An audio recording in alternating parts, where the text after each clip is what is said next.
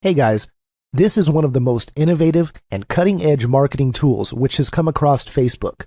It is known as Facebook retargeting or Facebook remarketing. Let's dive into it and let's look at what it's all about. Retargeting simply means the action of remarketing or re-engaging your visitors or traffic with highly targeted ads based on their recent interaction with your product or service when they leave your website without buying or without taking any desired action, like entering an email ID or those similar stuff from you. In simple terms, Facebook retargeting is targeting those visitors or traffic and potential customers who have shown some interest in your product or service by using the Facebook advertising platform. Now, whenever we give any advertisement there, not more than 2% of the visitors will buy from you in the first interaction.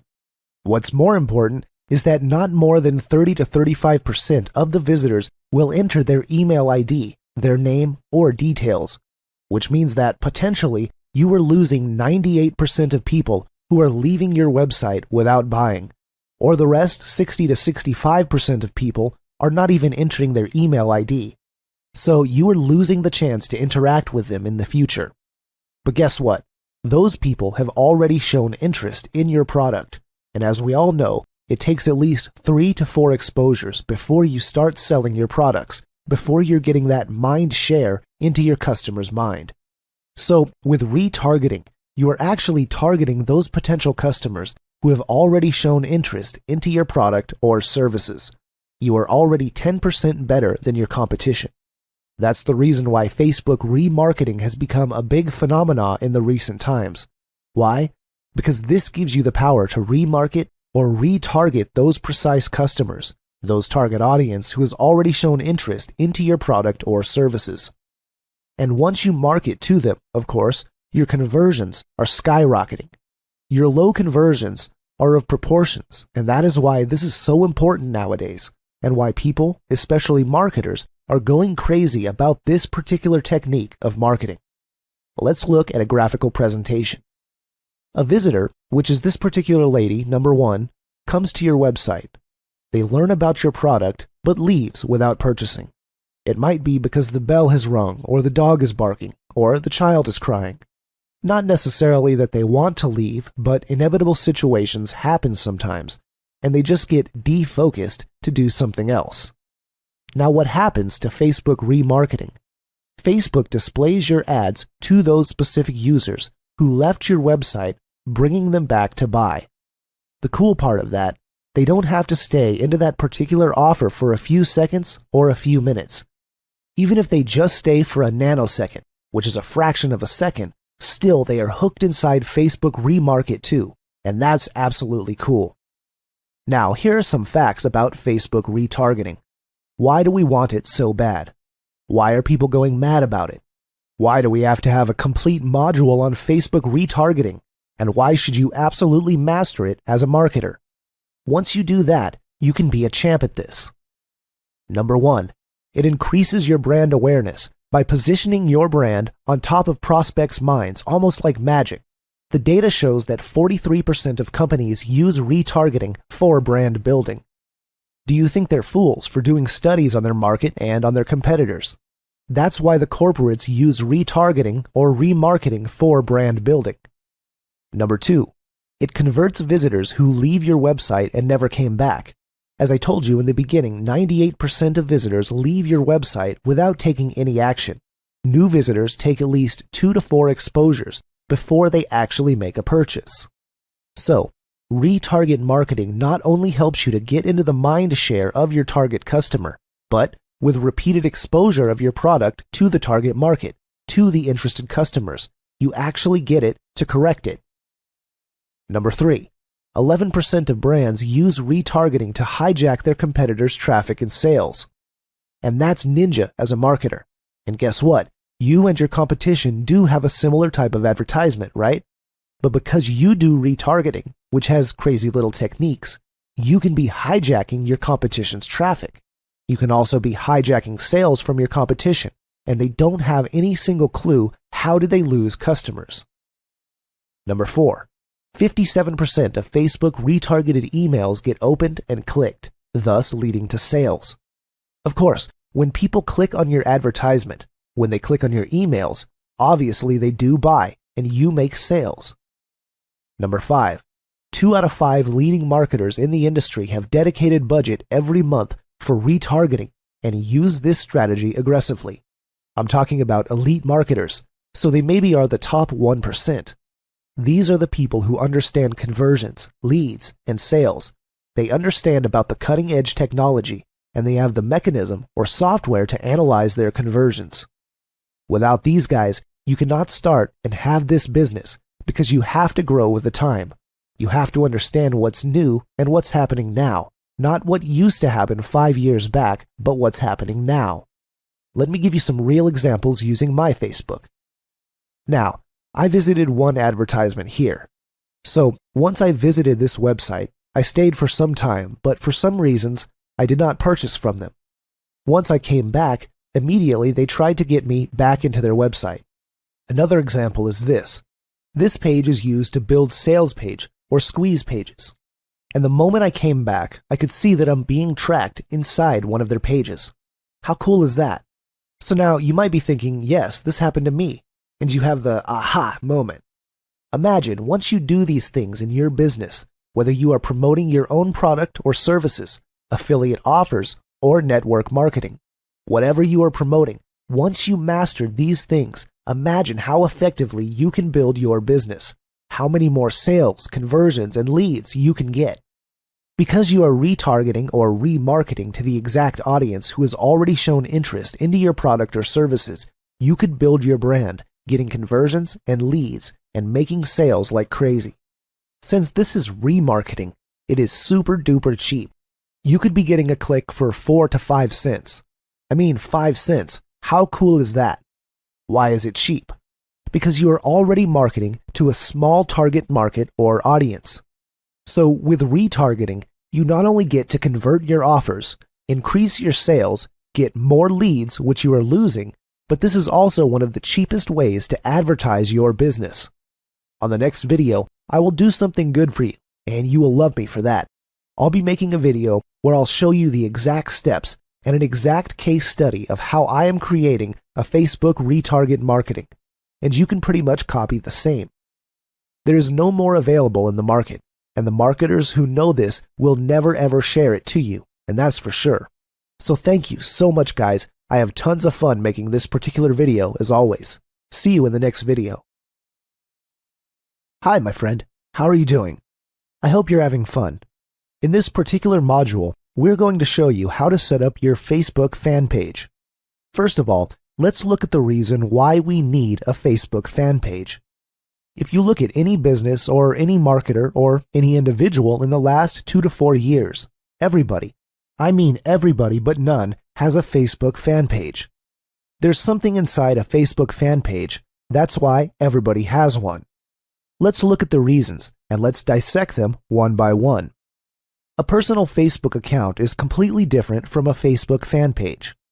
Facebook has made a personal account for the social interaction, to post your updates, to connect to your friends and colleagues and say hi to them or post comments in the pictures. But some people do use that aggressively to build their business, which is a complete no-no in the books of Facebook. So, Facebook has given us the option of creating a fan page. This is to expand your brand, create your brand avenues, sell your products, and communicate to your clients. You can be in any niche like music, baking, internet marketing, or even dog training. You can have a fan page and build your business. As I told you, a fan page helps you to brand yourself and get your instant authority online. You can also get unlimited reach to interact with. As mentioned earlier, a personal page has only 5,000 friends limitation, but inside a fan page, you can have millions of people who can like and subscribe to your page. Interaction with people sharing the same passion will decide to like your page. When someone likes your page, for example, I liked your page, it means that I give you the confirmation that I am officially your fan inside Facebook. It means that I want to get updates and I want to learn from you. And guess what? Once you have your fan page ready, you can provide value to them, mentor and teach them. You can lead these targeted people because they are from that exact target niche. A fan base of people making money online is pretty different from a fan base of a music community like guitarists, for example. So the first thing you have to understand is a fan base or a Facebook fan page helps us target our niche market and have our followers go there. You can build any sort of business using Facebook fan page, and that's really important. The reach of Facebook gets so much wide, and with the growing popularity of Facebook, everybody is hooked with their laptops, tablets, and smartphones. You can be in any business promoting your own products. You can be a party coordinator, a real estate company, or an online marketing company. You can have a Facebook fan page to promote your business. Why? Because Facebook targets people's interests and their behavioral activities. That's why you can get tons or hundreds and millions of them inside Facebook. So it's easier for you to target them and build a great business. Let's look at a few more basics about Facebook fan page. If you want to create a Facebook fan page, you can just go to facebook.com/pages/create. Also, instead of trying to keep up with changes in Facebook cover and timeline photos by searching the internet, check out this page that always has the latest sizes, www.facebook.com/cover photo size. This is for you to know the appropriate sizes or dimensions for your profile and cover photos. Another thing is, the text inside your cover photo should not exceed 20% of the text-to-image ratio requirements. You can go to www.socialcontest.com/checkimage. So, let's jump inside our sample fan page. Let's look at the details.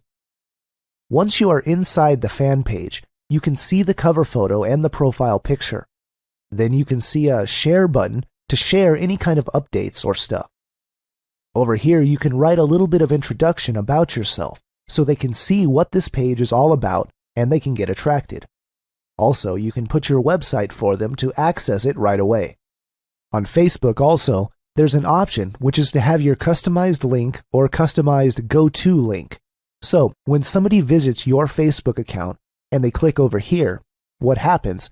They can directly go inside your page or blog or website, whichever you want to promote. So, without you spending a single dime, you can promote your page or your affiliate product or whatever you want. Also, as an advanced marketer, you can have Facebook apps which will be seen on the next videos. This is to engage people so you can get leads and make sales. You can see some of the updates too, which you do to talk to your people. This is to teach and mentor and all that good stuff. As I told you on this particular module, it is all about teaching you by just holding your hand step by step. So, let's do one thing. Let's create a page together so you can understand the basics and you can model this after me. Just click Create Page. Once you do that, you will be sent to this particular page. First of all, they will ask what kind of niche do you belong to. So choose what best applies for you. For example, I want to create a page for social media mastery. I'll choose cause or community. Once you've selected that, write the name of your Facebook fan page. Then click Get Started button after that. After a few seconds, they will verify your account. Next is the setting up of your page. First, you'll have to write a short description of what your page is about. Let's write Helping Online Marketers to Become Social Media Marketing Experts. You can also put your website.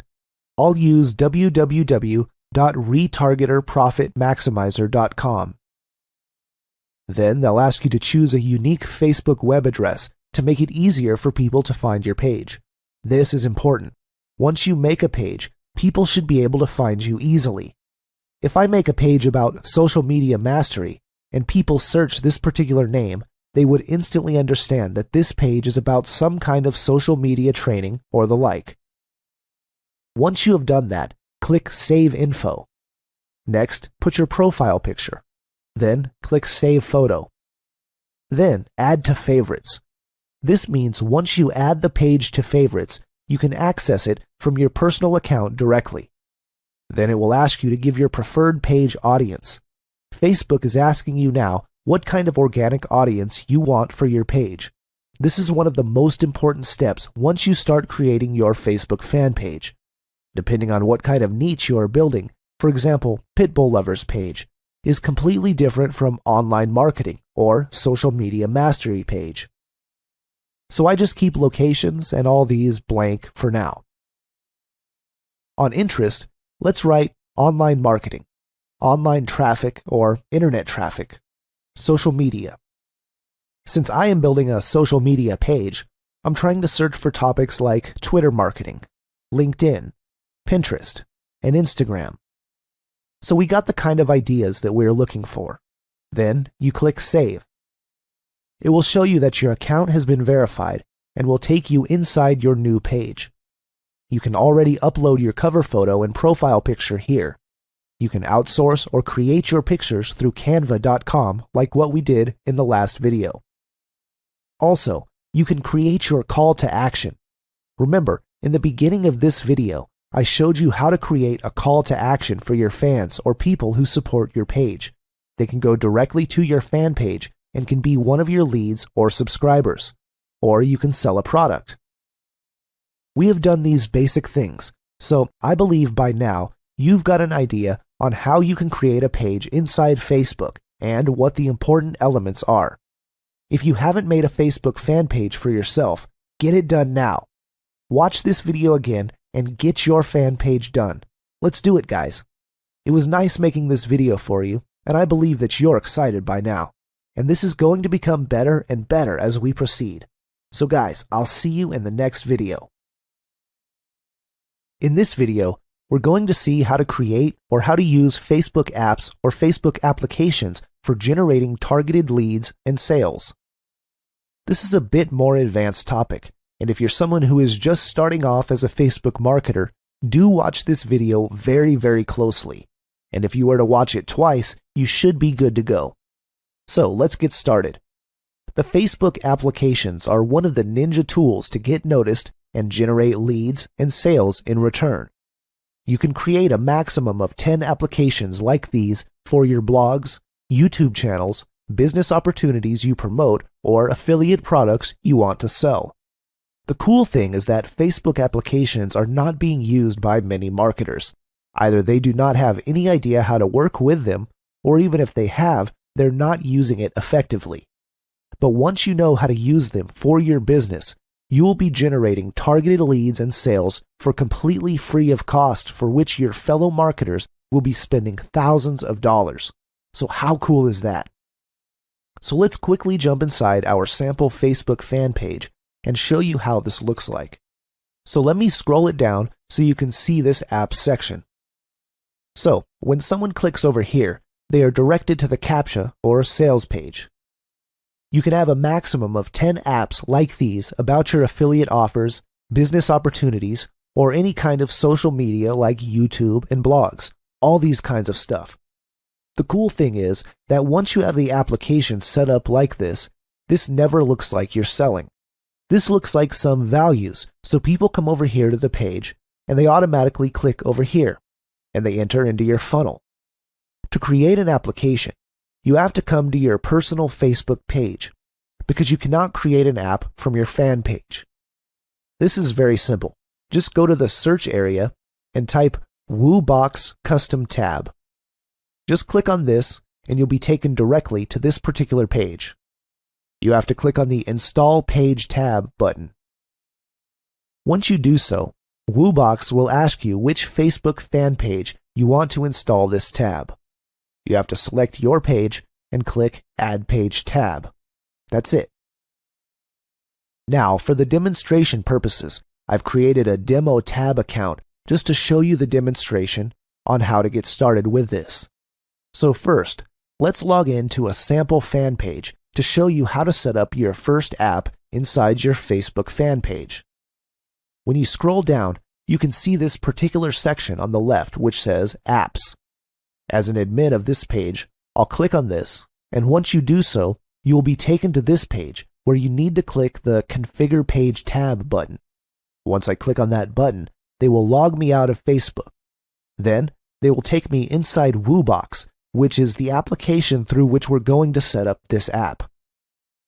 Click the Switch button, and I'll switch to my personal account once again. So I'm inside Woobox now.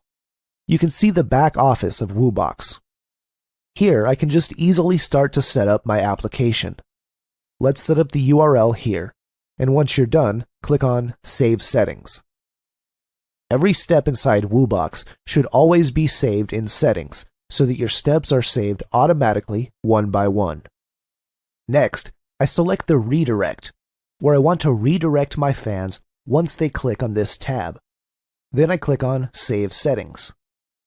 Let me show you the basics first, and then I'll show you some advanced stuff which we can do with this.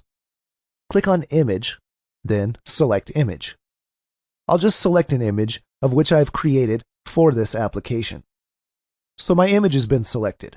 After that, click on Save Settings again. Then you can see an option over here which is called Fan Gate Settings. There are 3 gate types. When you choose Off, all your visitors will see your page content automatically. The other option is the Subscribe Gate, where visitors will have to join your subscribers list using their name and email address to view your page content. The last choice is the optional Like Gate, where visitors will be asked if they want to like your page before viewing your page content. Facebook policy no longer allows requiring a user like your page, so just choose the option that you think works for you. Next, I'll go to the tab settings and write Instant Cash Machine. This is the name of the app of which I want to give. Now, if I click on View Facebook tab, it will automatically take me inside my Facebook fan page where I have created this particular application. Just for the demonstration purpose, we can see that the app has been created now. The pictures and the good stuff will appear. So, whenever someone comes over here and clicks this particular application, they will be directly taken into the sales funnel, or into the CAPTCHA page, or into the YouTube page or the blog which you want to promote as a marketer. So you can see, guys, how easy this is to set up these applications for your Facebook fan page. Now, a recap. First, you should go to Woobox, install the application for free, then set up the page for your apps. Second, go to the back office of Woobox and select the URL where you want your people to go once they click on the app. Also, choose an image for your application like what we did in our sample account. And also, never ever forget to save your settings once you are done working with this. I believe that these steps are super duper easy for you to kind of model because this is as simple as it might get. Let me show you how this application looks like once you have set this up inside this account. You've seen the entire process, and here you can already see the application. This is looking cool, and this is running. Now, if someone clicks over here, it will go to the desired URL, which I have just created inside this particular application. It is a very easy guide to set up this sort of apps. There's no difficulty whatsoever. But if you are stuck, just watch the video once again, and you should be good to go. I believe you understood how you could create these applications. So nice sharing this topic. This is a ninja technique. Use this stuff and set up applications for your account, and you will become like a Facebook ninja in no time. I'll see you next time. Solving Facebook Advertising Enigma. Hey guys, in this particular video, we're going to be diving inside Facebook advertisement, so I need you to focus totally. This is one of the most important Facebook advertisement videos to ever come across in your online marketing career. So, if you want to do some other stuff like playing the mobile phone or checking your husband or wife, do stop that now. What I want you to do is grab a pen and paper and have 100% focus inside this video. Let us see the reasons and benefits of using Facebook advertisements. Facebook ads are used to increase your fan base, as already discussed, to promote your events like a marketing event, a launch, or whatever, for your brand exposure, especially for promoting a product or particular corporate, selling a product or services with external pages, also for targeted lead generations. Now, here are some Facebook advertisement tips. These are some generic tips which apply for any kind of Facebook advertisements. Tip number 1. Research Facebook interest. This is very important. Once you create an ad, Facebook helps you to research interest areas of your target market.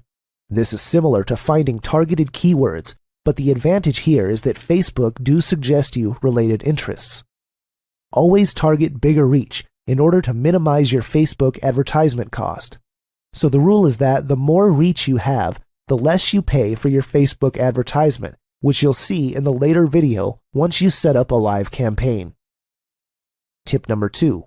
In case of running a page like or promote your page advertisement, use "click like if you love" phrase. This is very similar to promoting any particular marketing or your own brand page. If you want people to like your page, being creative is unnecessary. Just use a simple phrase like "click like if you love pit bulls" or "click like if you love making money online." As simple as that. Let's go ahead. Tip number 3. Use ad images that pop. This is very important. I'm sure you have seen Facebook advertisements on the right side of your Facebook page or also in your news feeds. The first impression is the most important impression as a prospect, so the image must pop out.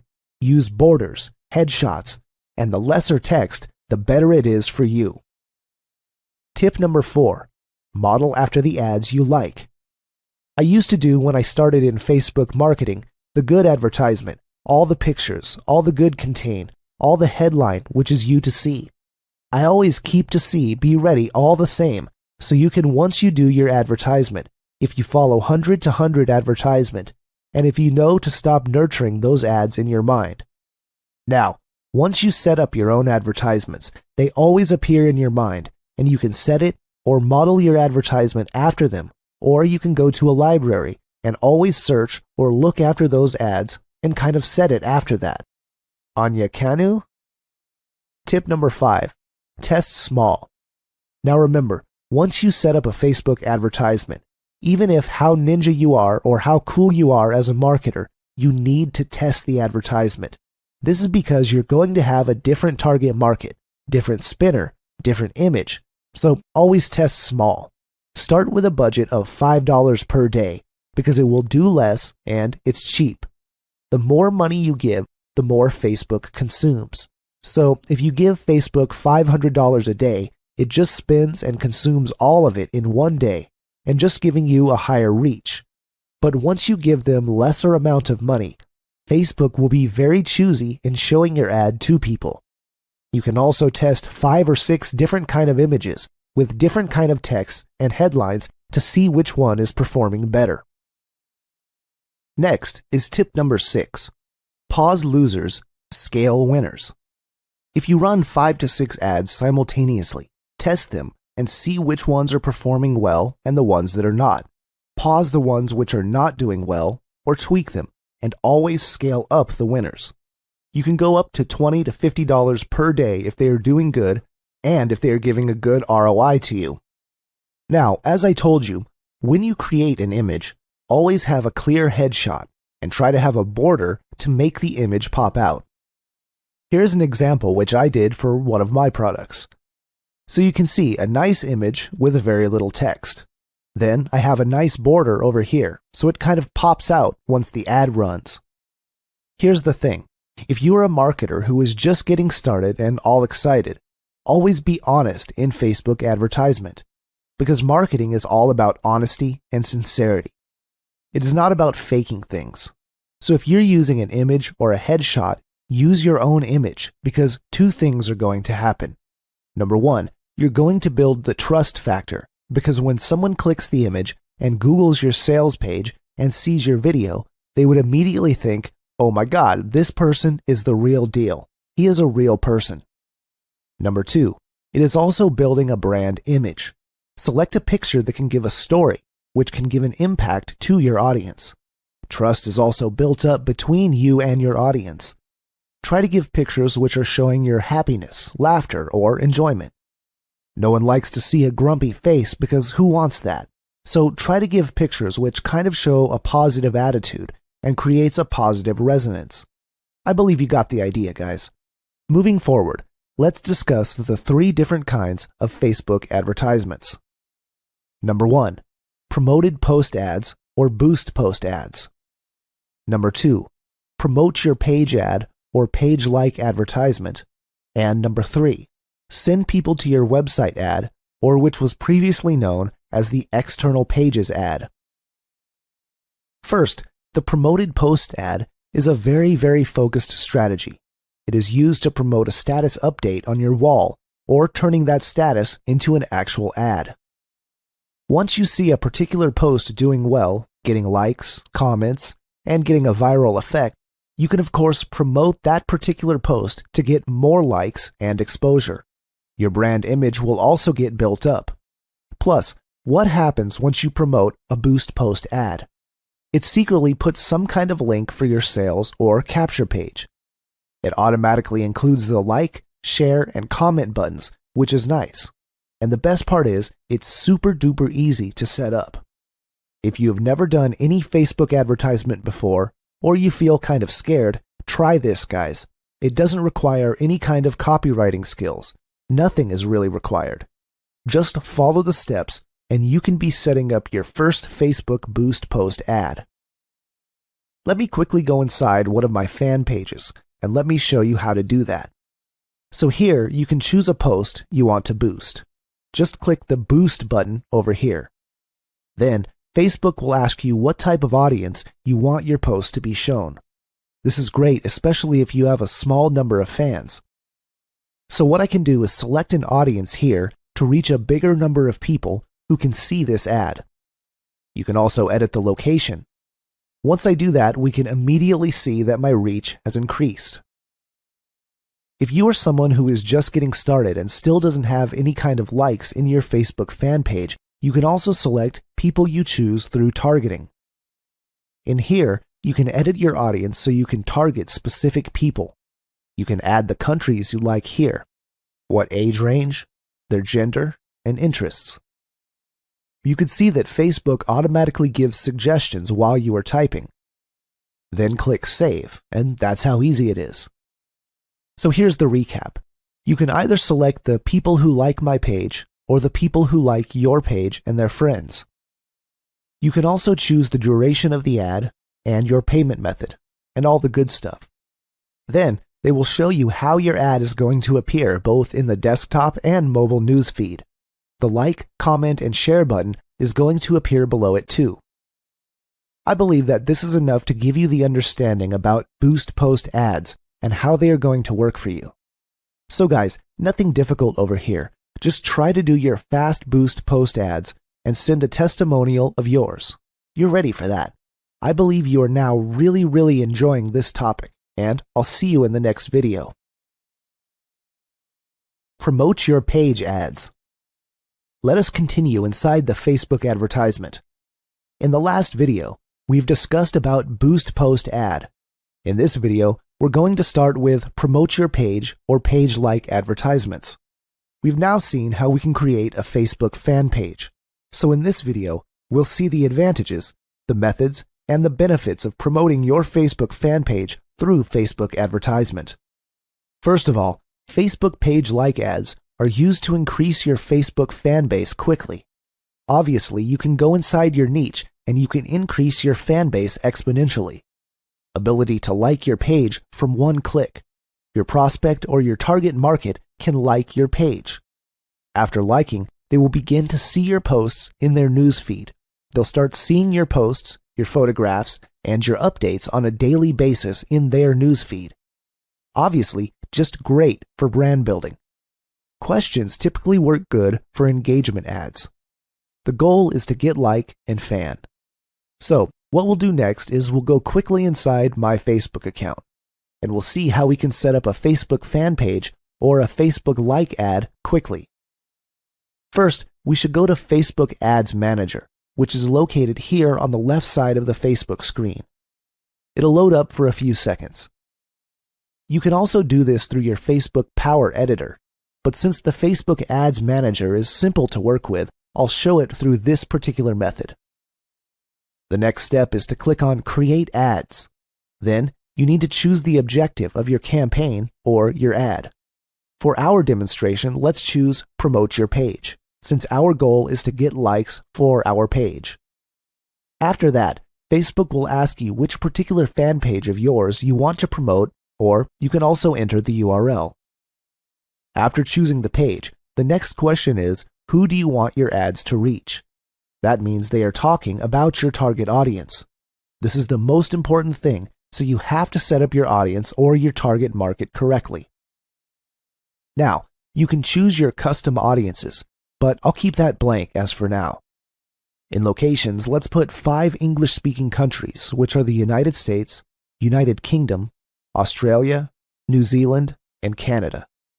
We can get a high reach by choosing these countries, and since English is our universal language, it is easy for us to connect and communicate with them. You should also include your home country, because you can also get a lot of audience here. Next is age. Let's keep it blank. Language, let's keep it blank. Here is important.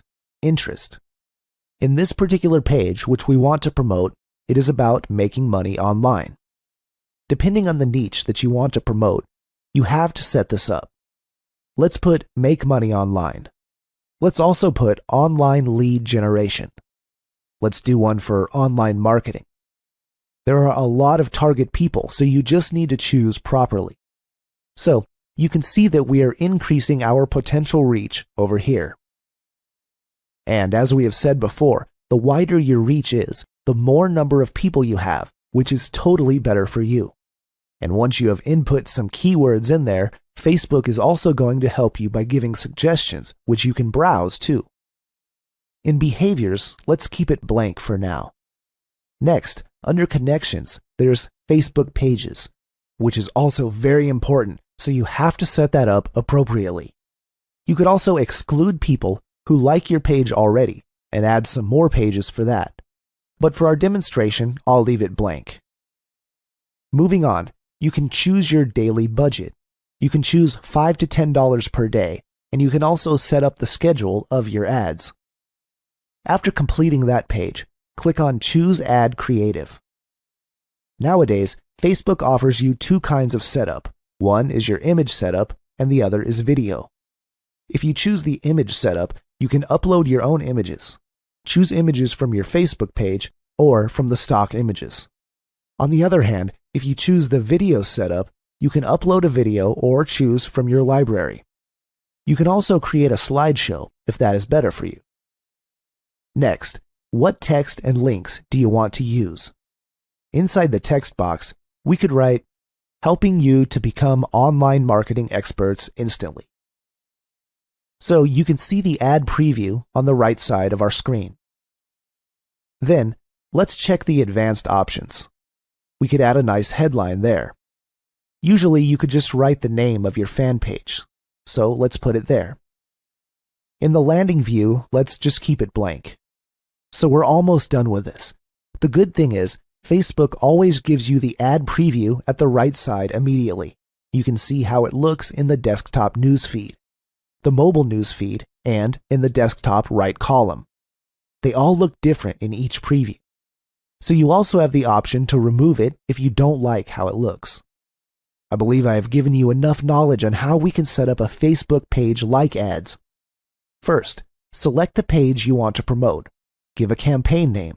Choose your locations, including your own country. Choose your interest very, very carefully. Then, you can exclude the people who like your page.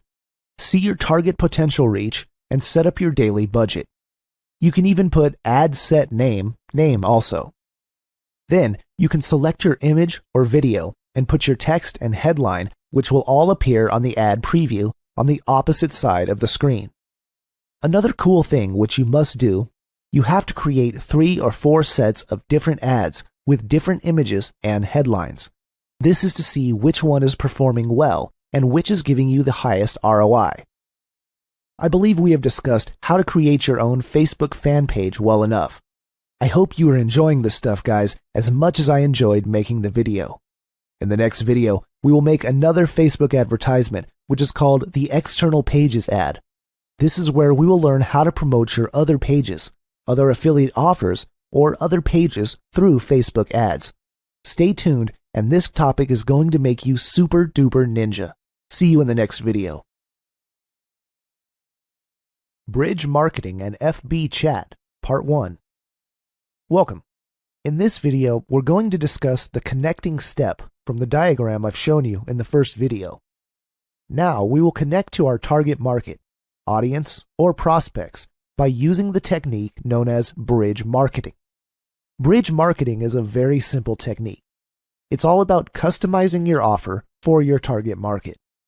In other words, you and your offers are on the other side and your prospects are on the other. The bridge is an effective way to convey your message to the target market. In other words, the more effective your pitch is, the more successful you will be in marketing activities. Now, this is a very simple picture of a bridge where two people are standing on both sides. You can see that one person has a plank and he's trying to complete the bridge with it, so that the connection can be complete and be more effective. It's similar when it comes to physical marketing, or any marketing for that matter. The more effective is your bridge, the more effective you can convey your message to the target market, the more fruitful your marketing efforts will be. I hope it makes sense to you. If not, it'll make sense in the next portion because I will show you some case studies. Now, in case study number 1, say you are approaching a stay-at-home mom about some make money online system. Now, you can take two different approaches. If you remember, your target prospect is a stay-at-home mom, so the chance is higher that she doesn't have the technical knowledge or any kind of broad experience about making money online. A simple example is you are making a simple check to that stay-at-home mom and you've asked her how to rank your blog almost instantly, generating you tons of traffic, targeted leads, and sales on complete autopilot. You will teach them all the things. Now, what do you think? What is going to be the outcome? Does it going to have any sense to her? So this is approach number 1. On the other hand, here is approach number 2. We have the same prospect, but we approached her in a different manner. You asked the lady, discover how a complete tech-challenged, a stay-at-home mom of 2 kids makes some money online spending less than 30 minutes every day. So what do you think? What is going to be the more effective pitch? In the first case, we have some technical words which probably is not going to make any sense to the stay-at-home mom because she doesn't have any idea about traffic or blogs. It'll just sound alien to her. On the other hand, if you talk to her about how a complete tech-challenged stay-at-home mom of 2 kids, this is going to connect to her at once. She probably thinks that I have 1 kid and someone with 2 kids is making money online. Then she reads this particular portion that says spending less than 30 minutes every day, which even a stay-at-home mom can spin after all the household chores have been done. What have we done here? We've completed a bridge. We have customized our message to convey it directly to our target market by creating this particular bridge. Let's take another example, which is our case number 2. Now, say for example, you are approaching a network marketer. The first approach is that my company had the best product and comp plan in the entire industry, versus I help network marketers capture more leads and recruit more reps for their business by using simple Facebook techniques. In the full scale, we have given the network marketer the best image, which thousands of others are also claiming all the time. All of them are saying that they have the best product and best comp plan, blah, blah, blah. But on the other hand, if they have taken a bridge approach where they will be helping the person to generate more leads and recruit more reps for his business, who doesn't want to get more people for their business or to get more of what he wants? And it uses simple Facebook techniques. So again, you are creating a bridge, directing them to their own niche or industry. It can immediately connect with the person. So, with these 2 case studies, I'm trying to make you understand how effectively you can create a bridge to convey the message, and more importantly, to connect to your target market. After connecting with people, you can always take an AEIOU approach. On the first portion, we gave some examples by case study by creating a customized bridge marketing messages to create the bridge. But, along with the bridge marketing tips, you can always use the AEIOU approach. Once you have connected with the person, always first use A, which is ask them. Ask them about their biz op and the type of business they are in. Now, the moment you start the conversation asking about his or her business, obviously the person will feel much more connected with you. Everybody wants to talk about their business because that's what interests them. They are your targeted prospects. And then E is for explore. You ask more about the business, their products, the comp plan, and even their success stories. When you do this, they'll feel that you are pinned to listen to their business opportunity, which is also about themselves. I is feel and show that you are interested. You can do this by asking more questions that are just connected or about their business. Then O means offer or opportunity. Now, whenever the right time appears, you've put your bait and your hook out, and then just slip in your offer. Offer your opportunity as a solution to their problem. This is similar to what I always do once I talk to a network marketer for XYZ company. First I ask, followed by explore, then show interest. Then tell them, hey Hank, 2 months back a guy connected with me via Facebook. He's from a similar company as yours. He has some vitamin deals, and in 60 days I actually helped this guy to recruit 15 reps for his business. And guess what? This month he is one of the top honors of his company. What happens once you do this? Number 1, the person felt connected to you. Number 2, when you provide a solution to his problem, he will obviously be open to the opportunity. And then the final portion will appear, which is the you. This means yourself. Once you offer an opportunity to a person, it always leads your business through you. In our industry, we use the Facebook chat recipe method. This is a free method to generate leads and sales. Everybody wants to join a person. Nobody wants to join a company first, or a product, or a comp plan. People join people. If you are in a particular niche of affiliate sales, network marketing, or some kind of MLM business, you're promoting something. Now you lead your business through you. So, how are you going to help a person? By delivering the product to that particular person as a person or leader. So I believe that just makes sense to you. Which brings us to one of the ninja passes, which I'm going to show you live. It's called the Edge Ranking Mechanism.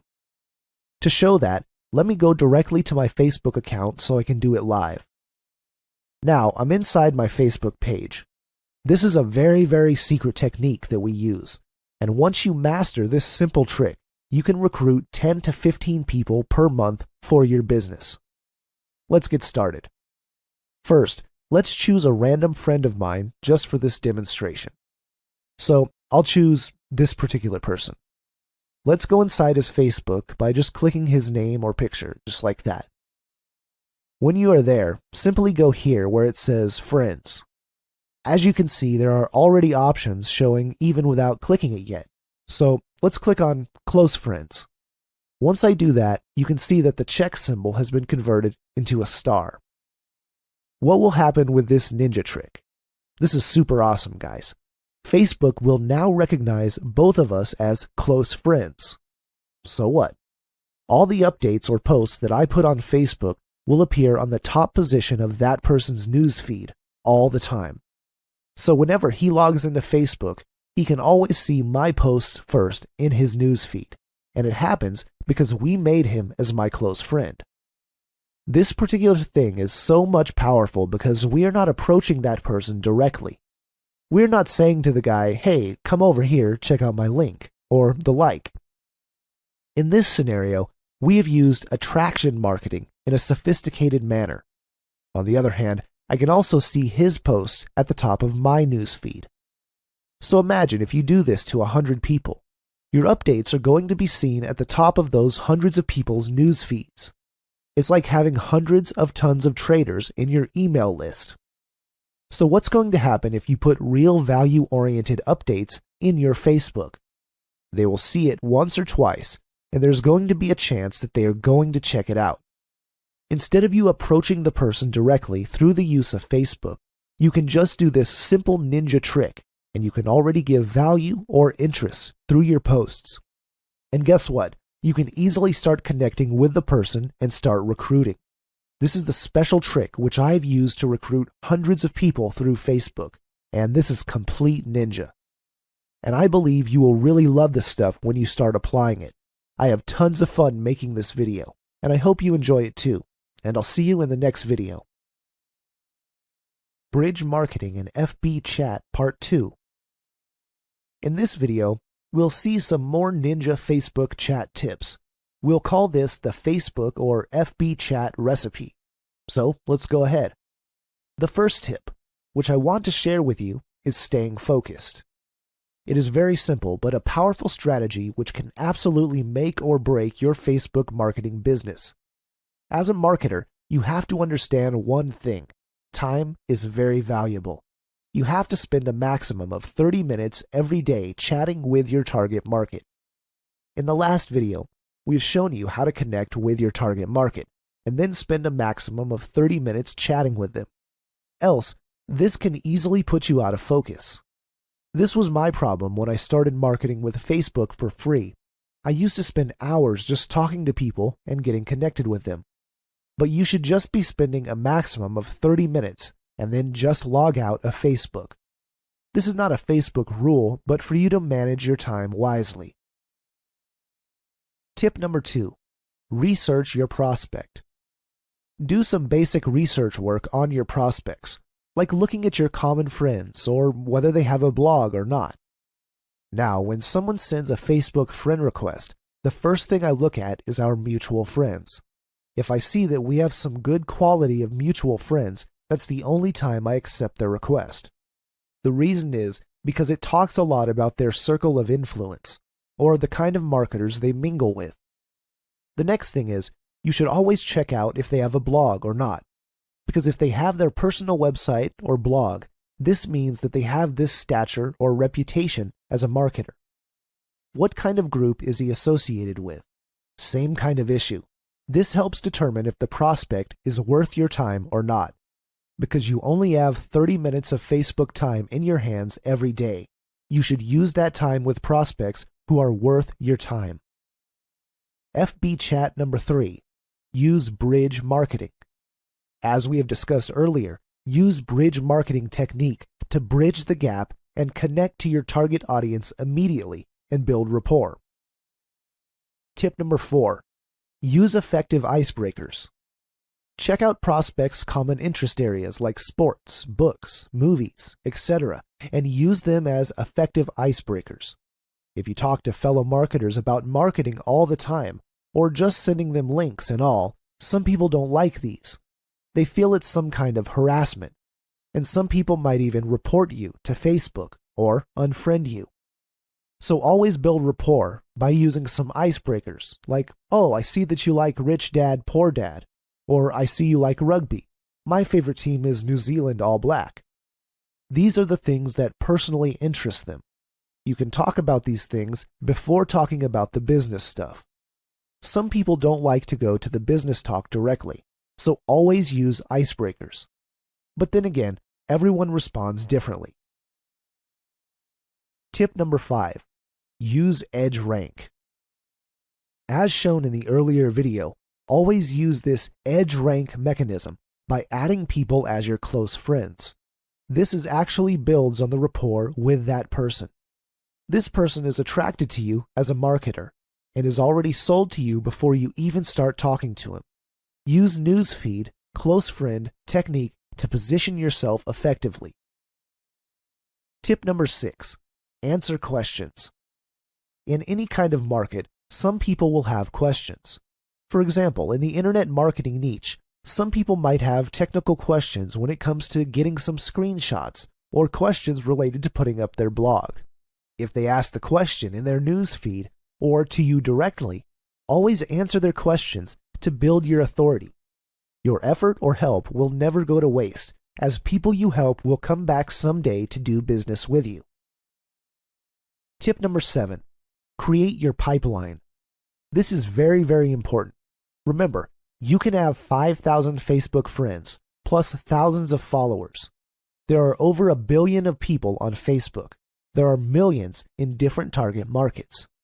As time is vital for you, and you can only spend a maximum of 30 minutes per day for chatting, open 10 to 15 chat windows and chat with them simultaneously. I've been using this particular technique for the last few months, and it's very effective. Now, this also helps you boost your confidence because, number one, so many people are in the pipeline, so you always have people to talk to, even if someone leaves you in your conversation. Some prospects might take 5 to 15 minutes before replying, so opening multiple conversations is actually an effective use of your time. And number two, as a marketer, you're able to maintain your posture because you have so many people to chat with. FB chat tip number 8. Send videos. This is completely a ninja trick and works like magic. You don't even have to show your face in the video to do this. You can have screen recording videos by using screen recorders like Camtasia or ScreenFlow. Instead of normal text chat, send your prospect a customized video to answer their question or sharing some cool tips. Also, instead of using a normal text chat, you can use a video selfie introducing yourself. Say, "Hi John, I'm glad to be connected to you here on Facebook. I'm so-and-so from this country.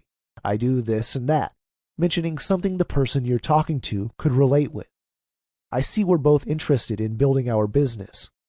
It doesn't have to be a long video. 30 seconds would even suffice. Send it via Dropbox or upload it via YouTube on unlisted mode. Using videos this way will differentiate you to the 99% of marketers out there. You will see the difference in the reaction almost immediately. Everybody wants to talk to a person who's different and sincere, a person who takes his job seriously. And most importantly, FB chat tip number 9. Move to call to action. This is the most crucial step for your success. Now that you have initiated some interaction, built rapport and authority, don't be afraid to send your business-related link. Offer the opportunity or goods that you have to the other person, because who knows, he might just be looking for what you have. In other words, do not be afraid of rejection. Use your bait at the right moment. Remember, you have 5,000 FB friends and growing. You have your Facebook fan page. You have your followers. So you don't have to be afraid. Instead, you should be there building your business with a lot of courage. Bridge Marketing and FB Chat Part 2. I believe these 9 Facebook chat recipes are going to open up your mind about what you could do with Facebook to grow your business without the use of ads. Use these techniques diligently, take action, and apply. I'll see you in the next video. Infinite Facebook subscribers and followers for free. This particular video can be the most important video in your Facebook marketing career / online marketing career so far. Because I'm going to be sharing so much value in this video that this video can bring a complete shift in the way you do your marketing. Now, this video is about having infinite Facebook subscribers and followers for free. And the best part is, this doesn't cost you a dime on Facebook. You can do this for free of cost. So, let's get started. Have you ever seen people with thousands of subscribers on Facebook? When you go to their Facebook profile, you'll see thousands of followers. And often you wonder how to get thousands of people to subscribe to you on Facebook, because you might not be someone who has an authority or who has big product launches where everyone adores you. We do not need to have all those things. But you can have that massive number of subscribers and followers for free just by following this video. Well, it's actually easier than you think. Now, the first thing that you need to ask yourself is why it is so important to have subscribers and followers inside your Facebook account, and why every big marketer out there has so many followers. What is the advantage? Because it is free advertising. When we subscribe to you, your post shows in the news feed organically, and you don't pay a dime for this. When someone subscribed to you on Facebook, your posts, pictures, or any type of updates show at the top of their news feed, so it's there in front of their eyes when they log in on Facebook. In turn, you get bigger reach, and more exposure. Also, a subscriber on Facebook is similar to an email opt-in. They're like your email subscribers. You'll send them an email, and once they log inside their Gmail or their Yahoo Mail, they can see your email and they can peek or read whatever you have sent them. Similarly, a Facebook subscriber can also see your updates once they log in. The difference between an email and Facebook is that Facebook is a type of social media. So when they receive an email from you, they are already thinking it might be some kind of opportunity or an affiliate offer. While on Facebook, when you have an update, they think that it is some kind of new and interesting information. People read the updates and information or check the photo if there is. It happens naturally since a lot of people are hooked to social medias, especially Facebook nowadays. So I guess you can already get what I'm trying to derive. Now, imagine how much it will cost you to get 1,000 email subscribers. Probably $1,000, if not more. But you can get 1,000 subscribers on Facebook for free. How cool is that? Now, how do you do that?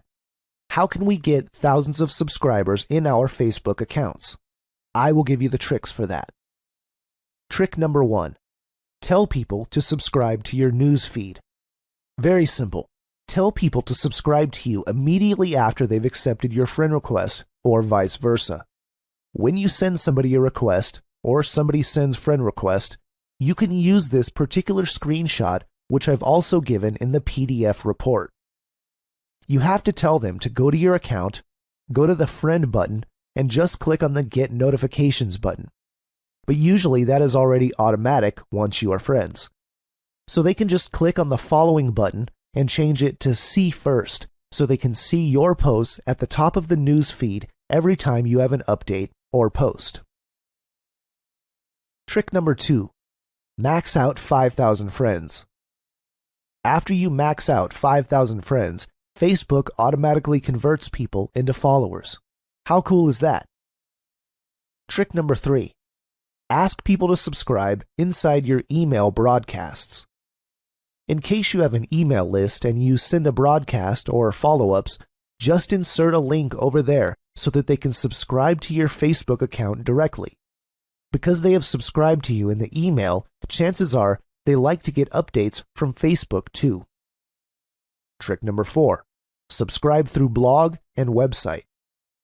If you have a blog or a website, you can directly upload a subscribe button there. So if they visit that page, they can directly click it and subscribe to you on Facebook. To know more about that, I put the link on the PDF file, so just get it and you can get started. It's very easy. And lastly, I'd like to show you something on Facebook to get you started with your followers. So, we're here on my Facebook account right now. First, you have to click on the upper rightmost button, which looks like an arrow pointing down. When you're there, click on Help. After clicking that, type in Desktop Help in the box provided. You can see some guide questions which are related with what you've typed. So let's just click on See More for Desktop Help. You're going to be led to this page. The next step is to click Connecting and Follow after that. On this page, you can see the basic things like the meaning of follow on Facebook. You can also see how to get started, how to follow public updates, and how to manage your followers. You just click on the basic questions there to read the answers. So, I believe that you have learned a lot of tricks to increase your subscribers and followers on Facebook for free. I also hope that you understood the effectiveness of having a big number of followers. These techniques are absolutely awesome, so apply them all to put your business to the next level. Thank you so much, guys, and I'll see you in the next video. Creating customized Facebook images. In this module, we'll learn how to create customized Facebook images. This image, which you can see on your screen, is our example. Imagine if you can create this sort of branded images on a daily basis. How cool is that? Now, once you start creating this kind of Facebook post and you start updating your fan page on a daily basis, or your personal account with these kinds of posts, you'll stand out as a marketer. Not only that, you can also start attracting a lot of people because people see you as someone who is different in a positive way. In these images, you can put famous quotes or some kind of daily tips.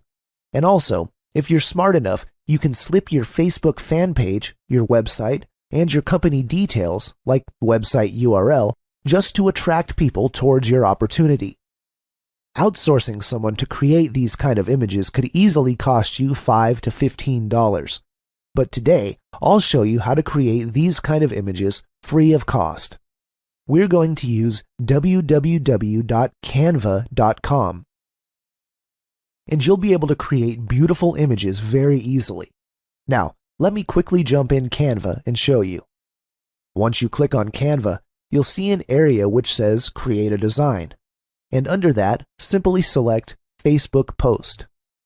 Once you do, you'll be taken inside the back office of Canva, and you'll see a lot of designs at the left side of the screen already done for you, just needing a little bit of customization on your part.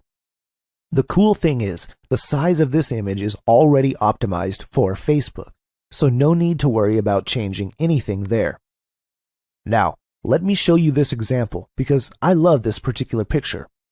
Once the picture loads, you just have to click over the area you want to change. In this example, let's start with the text.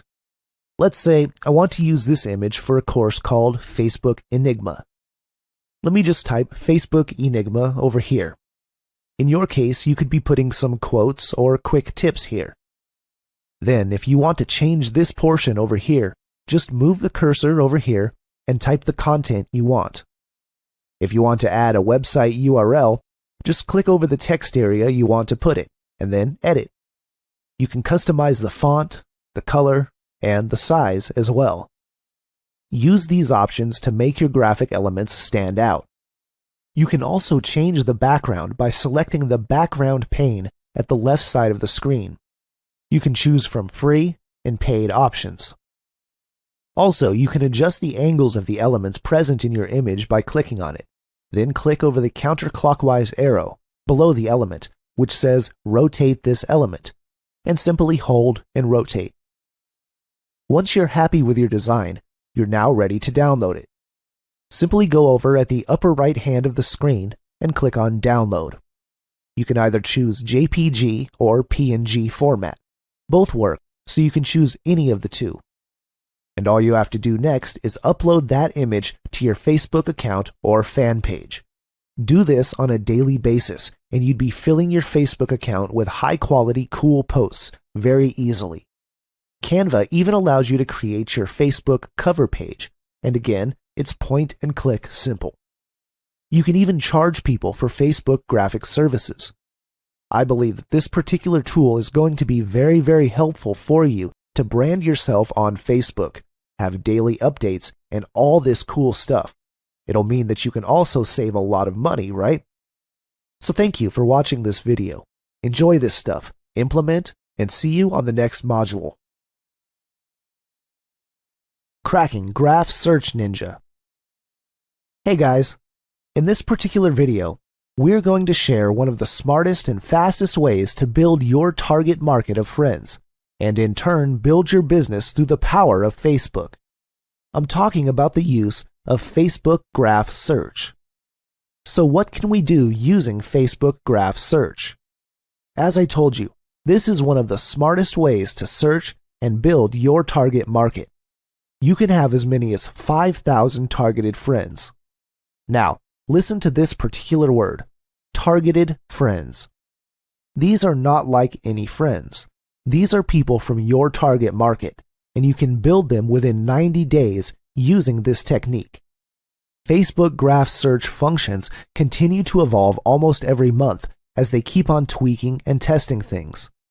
There's a chance at the moment you're listening to this, they might have already done some changes. The good news is, the principles always remain the same. So once you follow this training, you can duplicate your own business based on this, and the basics are going to be the same. So with that, let's quickly jump into this example, personal Facebook account. Look in this particular portion of the screen where Search Facebook is written. This particular portion is known as the Graph Search area. So once I search anything, for example, I search make money online. The moment I type this word, we see that there are a lot of search results given to us by Facebook. You can see all these groups comprising of 4,000, 7,000, 20,000, and all these huge numbers of people. So, with a single search, I'm exposed to millions of people inside Facebook, and then the good thing is that all these people are all in the same target market of making money online, which means that either these people are already making money online or they're looking for a way to make money online. And guess what? Statistics say that 98% of people are struggling to make money online. They're either making $0 to less than $100 per month. So we have a huge pool of people whom we can help, whom we can train, whom we can give value, and in turn build our business. So let me try to go inside in any one of these groups. Now, once I click over here, you can see there are these numbers of people who are in this particular group. And the good thing is that some groups will be open, which means we can join them directly. Some will require you to sign up in the group for free, and then the admin will accept your request. And if I click on these members straight away, it will take us to this page with a list of all the members who are in that particular group. Some of them are already friends with this example account. It'll show me others and give us options to add them as friends as well. Now, the good thing is, you can be sure all of the people inside this group are into making money online. Now I can connect to them and start adding 15 to 20 people a day, and I can start building my target market. This is one way. The other way is a pretty little ninja trick that does not require us to visit a particular group. For example, we search for the same keyword, make money online, but we don't actually click on any group. What we do is make an actual search, where we click this magnifying glass search icon here. And once we make a search, Facebook will automatically show us the top, latest, people, photos, videos, pages, places, groups, apps, and events. We can click on people, and Facebook will exactly show us all the people who are having the name Make Money Online or whose interest area are into making money online. Clicking on videos would show us the videos with Make Money Online themes around them. Obviously, the people who make those videos are interested in the subject. This is the same when you click on photos. You are taken to photos that are related to the subject. And again, the people behind these photos are engaged to that subject as well. So with a single click, we're exposed to all these people. So what can we do instead of adding them? I can send them a direct message saying, hey, your profile shows that you also like making money online like me. I'm so excited to meet you. Let's get connected on Facebook and let's share cool ideas. So guess what? Once you send this particular kind of message to a person, you appear different. So chances are very high that this person is going to connect with you and start sending messages. And who knows, you might have gotten a partner from here. So this is another way. Another cool thing is that once you change the keyword, for example, in the last search, we use the keywords make money online. If we just change that keyword a bit, change it into making money online, you'll see that we have been exposed to a whole new set of groups and people here. Now, if we change our keywords to something like online traffic, again, we'll be getting different sets of groups and people. Understand, just by playing with our keywords and the power of graph search, we can get exposed to thousands and millions of targeted people we can start getting connected to. But here's a warning.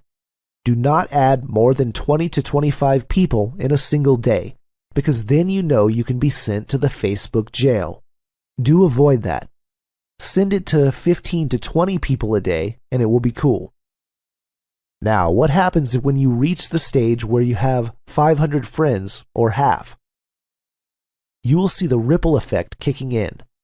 people start adding you because they see immediate value in you on the basis of your association with people inside the same circle as your target marketing. Also, because they see you as part of different related groups too. By ripple effect, you'll exponentially start growing your friends. Now, if we do this particular technique in a methodical, systematic manner I showed you, within 90 days, you will be reaching 5,000 friends inside Facebook. This is absolutely awesome. And remember, all of them are from your target market. So you now have 5,000 friends who are from your same niche or interest area. Now, if you remember the diagram, which I shown you in the first video, the first steps are finding and connecting to the right people. So, what I've just shown you in this video are the exact steps on how to find and connect with your target market. By the way, this is completely free stuff. You don't have to spend a lot of money.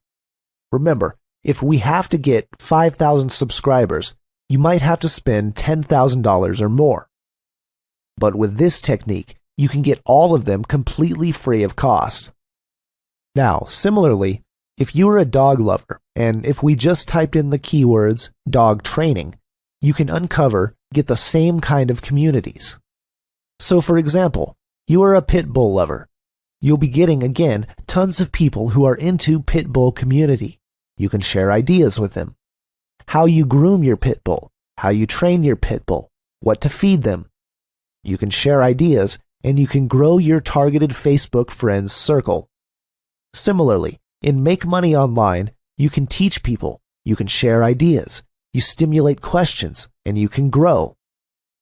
Now, this is why you see people with tons of Facebook friends requests, because these people are into Facebook marketing, and people see them providing value and helping people with useful content inside their Facebook accounts. That's how they get lots of friend requests in ripple effect all the time. In fact, if you do this, you'll eventually need to clear your Facebook account all the time so you can add fresh people, because on Facebook, you can only have 5,000 friends. So, I hope this video has become an eye-opener for you. Just get ready for tons of more content. This is just the beginning. In the next video, we'll just jump into some advanced stuff. We will start with something called bridge marketing, and this will become super duper awesome. Stay tuned and see you in the next video.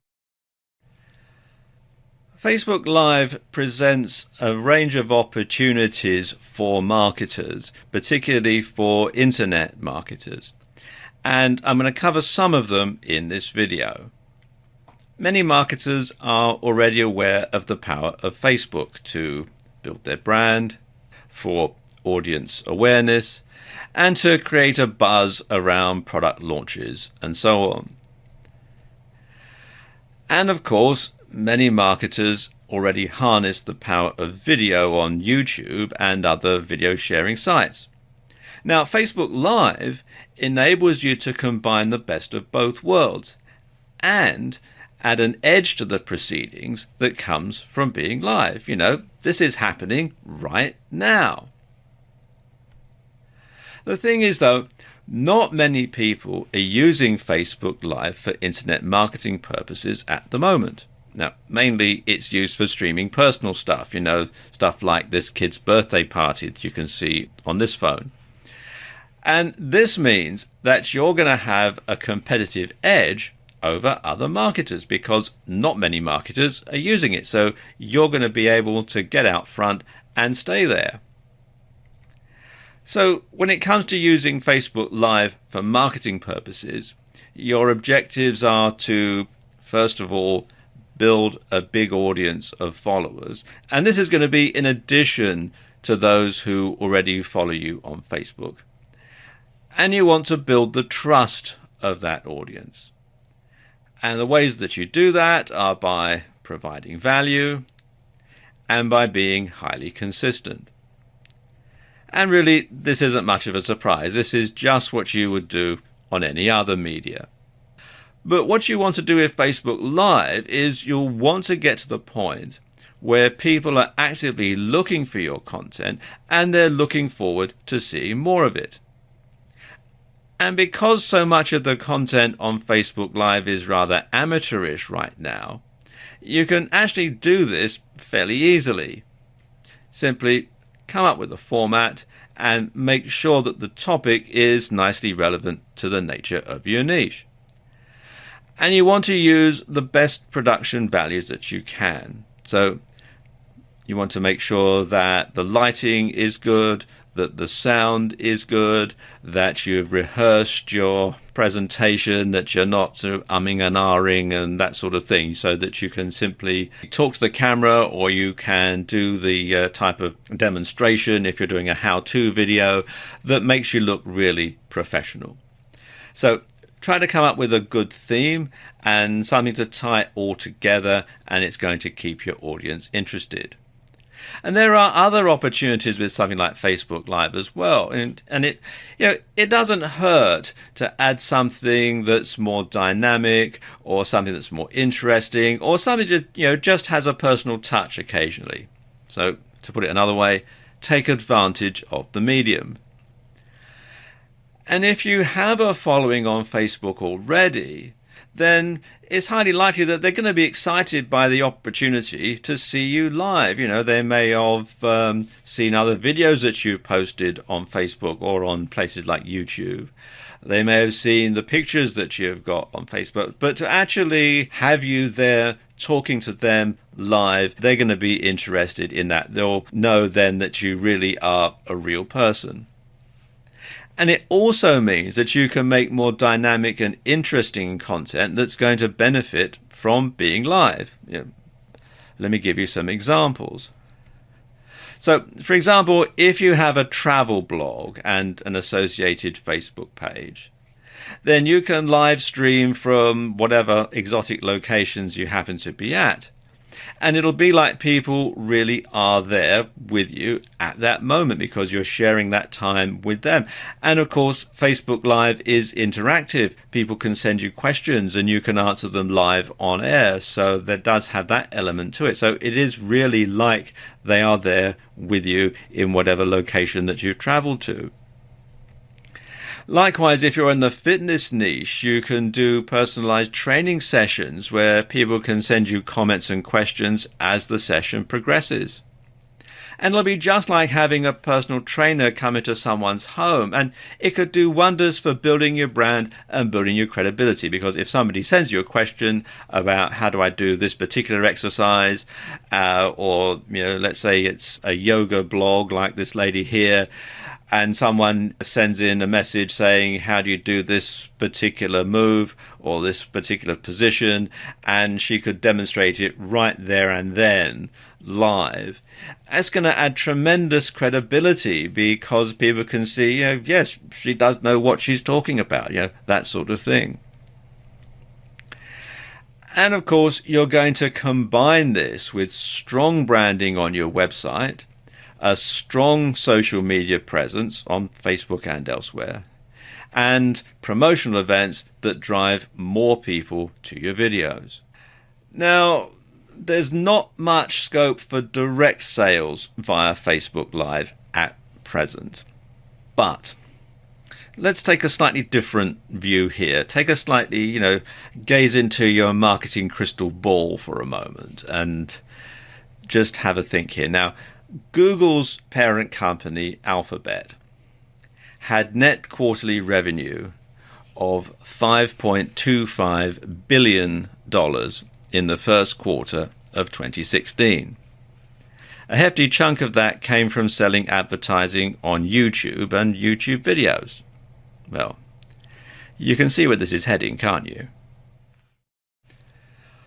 While the advantages of Facebook Live to online businesses can be fairly obvious, there is actually tremendous scope for offline businesses to use Facebook Live to get more business, to get more people through the door. Now, many offline businesses already harness the power of Facebook to build their brand and to encourage customers to visit. Now, with Facebook Live, you can take that to the next level. You can give some personality and you can show what's going on behind the scenes. And this is one exciting type of content that offline businesses can use. And again, it builds trust. It builds trust in the business and in the brand. Let me give you some examples. Now, let's say you own a restaurant. A big concern for a lot of people is kitchen cleanliness.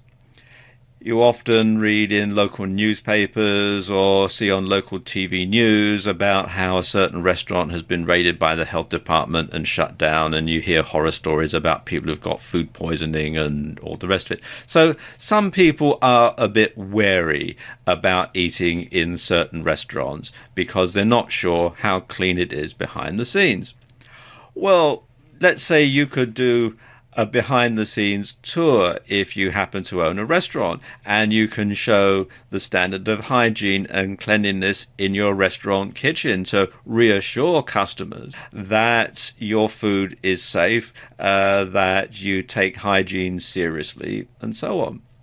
Or another thing that you could do if you have a restaurant is you could have your chef prepare a new dish. You could show the audience your chef actually putting this dish together, actually cooking it right there in front of their very eyes, live, so they know that there's nothing being edited around. They know that this is actually happening at the time that they're watching it. And then you could, say, offer a discount to anyone who makes a reservation in, X minutes, quoting a reference code, that they'll be able to have this particular new dish at a discount. And especially if you're running a restaurant and it's a slow night, there's not a lot of people coming in, this might help to get people through the doors. Something else that you could do if you own a bricks and mortar store and you're opening a new store or you're introducing a new product line, you could give a sneak peek behind the scenes. You could give a virtual tour of your new store before it opens. You should give an idea as to the new product line, and that's going to give you a competitive edge, and it's going to generate interest, and it's going to make more people be inclined to come through the door. You can also use Facebook Live to do Q&As for your business, a question and answer session. And you can use it, as you're saying, to show off products.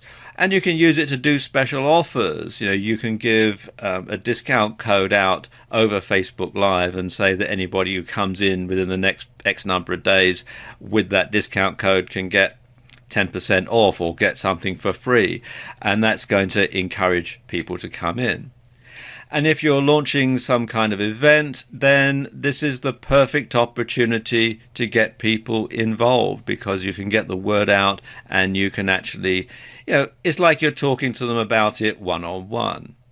If your business isn't focused on media creation and internet marketing, then you probably don't want to invest all of your time into creating content for the web.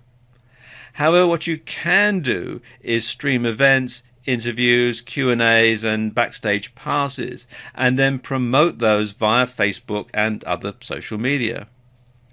And these will both help you to build more brand visibility and trust with your existing fans, and it's going to help new people to discover your organization. What you could do is simply set up a camera in the corner of your room, and the longer you leave it running, the more followers you'll get. And there's no reason for you to have to change your routine at all if you have an exciting and bustling business. And with Facebook Live, at the time that I'm making this video, you can actually stream for up to 90 minutes. So it's an hour and a half to let people see what it's like behind the scenes in your organization. And it's a bit like a webcam, but it's streamed via Facebook Live. You'll need to get another smartphone or tablet to do this, and you'll also need a good Wi-Fi connection. And if your premises are open to the public, if you've got a shop or a bricks and mortar store, then you'll want to put the camera somewhere where it's not likely to get stolen, such as the times we live in now. And of course, you won't be able to use it for anything else at the same time. So it might be something you could put your old iPhone to good use, and it's a good excuse to get another one. In this video, I want to talk about how musicians can use Facebook Live, because harnessing the power of Facebook and Facebook Live can really help get your band or get your music noticed. Now, of course, back in the old days, it was very hard to get your band noticed. You had to play in clubs, you had to play at venues and concerts, you might even have to go busking in the street or on the London Underground to get your audience's attention so that they would actually hear your music, so they would know who you were and really get the word out there. And of course, you're at the mercy of unscrupulous promoters who might try to rip you off along the way. Then came the internet and the rise of social media sites, and MySpace became particularly popular with musicians. But let's face it, how many people use MySpace anymore? Facebook soon became the de facto place for musicians to find fans. Up-and-coming bands use it, and even long-established acts like the Rolling Stones have a presence on Facebook. And Facebook Live really takes this to the next level, because Facebook Live lets your audience see and hear you. Now, I know that you can do this already with YouTube, but Facebook Live adds an extra live edge to things. And you can use this to build your following or your fan base. You can bring yourself or your band to the attention of record companies, to the attention of promoters and to A&R people. And one way that you can do this is to live stream concerts exclusively for your followers. So your followers will get to hear your new song before anybody else. They'll get to hear your band play special concerts just for them. You know, this is very powerful stuff. You can hold a special private concert for your fans that nobody else who isn't following you on Facebook Live is going to be allowed to see. So that's very powerful, because it means that you're tying in your audience, because you're giving them something special, something that nobody else can have. And you can also hold Q&As, question and answer sessions about your band, where people can send you questions and you can answer them live on air. And they can also make comments while you're doing this, so they can send you questions while the Q&A session is in progress. Or you could play requests. You could get people to message you and ask you to play a particular number, and you can simply play that exclusively for the person who's requested it. That's pretty powerful stuff. And you can stream up to 90 minutes, which is plenty of time, really. So you really can give your followers really good value there. And of course, this isn't just for people who are singers or people who are in rock or pop bands either. It can fit any type of musical genre. If you're a country western singer or a band, or if you're a jazz musician, or even a classical musician, like a concert pianist or something, you can still use these techniques to reach a wider audience. And even once you're an established band, I'm waiting to see the first Rolling Stones concert over Facebook Live. I'm sure it'll be coming at some point in the future. So there you go, just a few ways that musicians can use Facebook Live.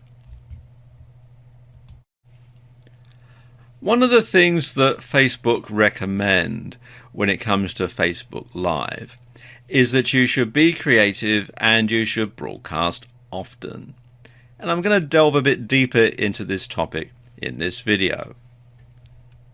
Now, why should you be creative and broadcast often? Well, I suppose the main reason is to avoid being boring. If you're just going to do the same old presentation time and time again, you're going to drive people away. So you want to make sure that when you're giving your presentations, if you're giving a presentation to camera, it's on a slightly different topic, that you use a slightly different technique, different camera angles, maybe from a different location, that sort of thing. Because, as the old saying goes, variety 'tis the spice of life.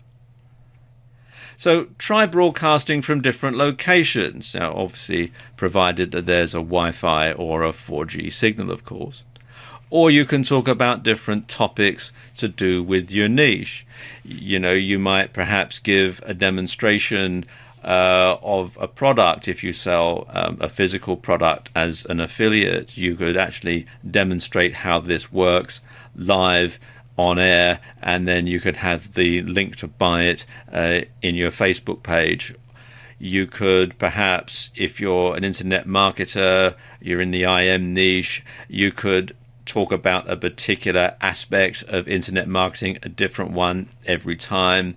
You might be able to do that from a different location, provided you've got somebody else to hold the smartphone. Of course, they might watch over your shoulder while you're doing something online exactly at that moment, that sort of thing. So it's going to give people lots of different reasons to tune in, because each episode is going to be different. And if you think about it, if you watch a chat show, you know, there's all sorts of chat shows in different countries all over the world, you'll find that they follow a similar format, but they have different interesting people on every time. And that's something that you might also want to do as part of a Facebook live stream, is to interview people and have a different person on every time. And it's just going to keep it interesting. It's just going to keep it varied.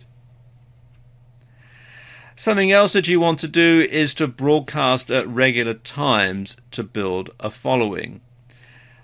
And you want to let people know ahead of time when your broadcast is going out, and you want to build anticipation, and you want to build referrals.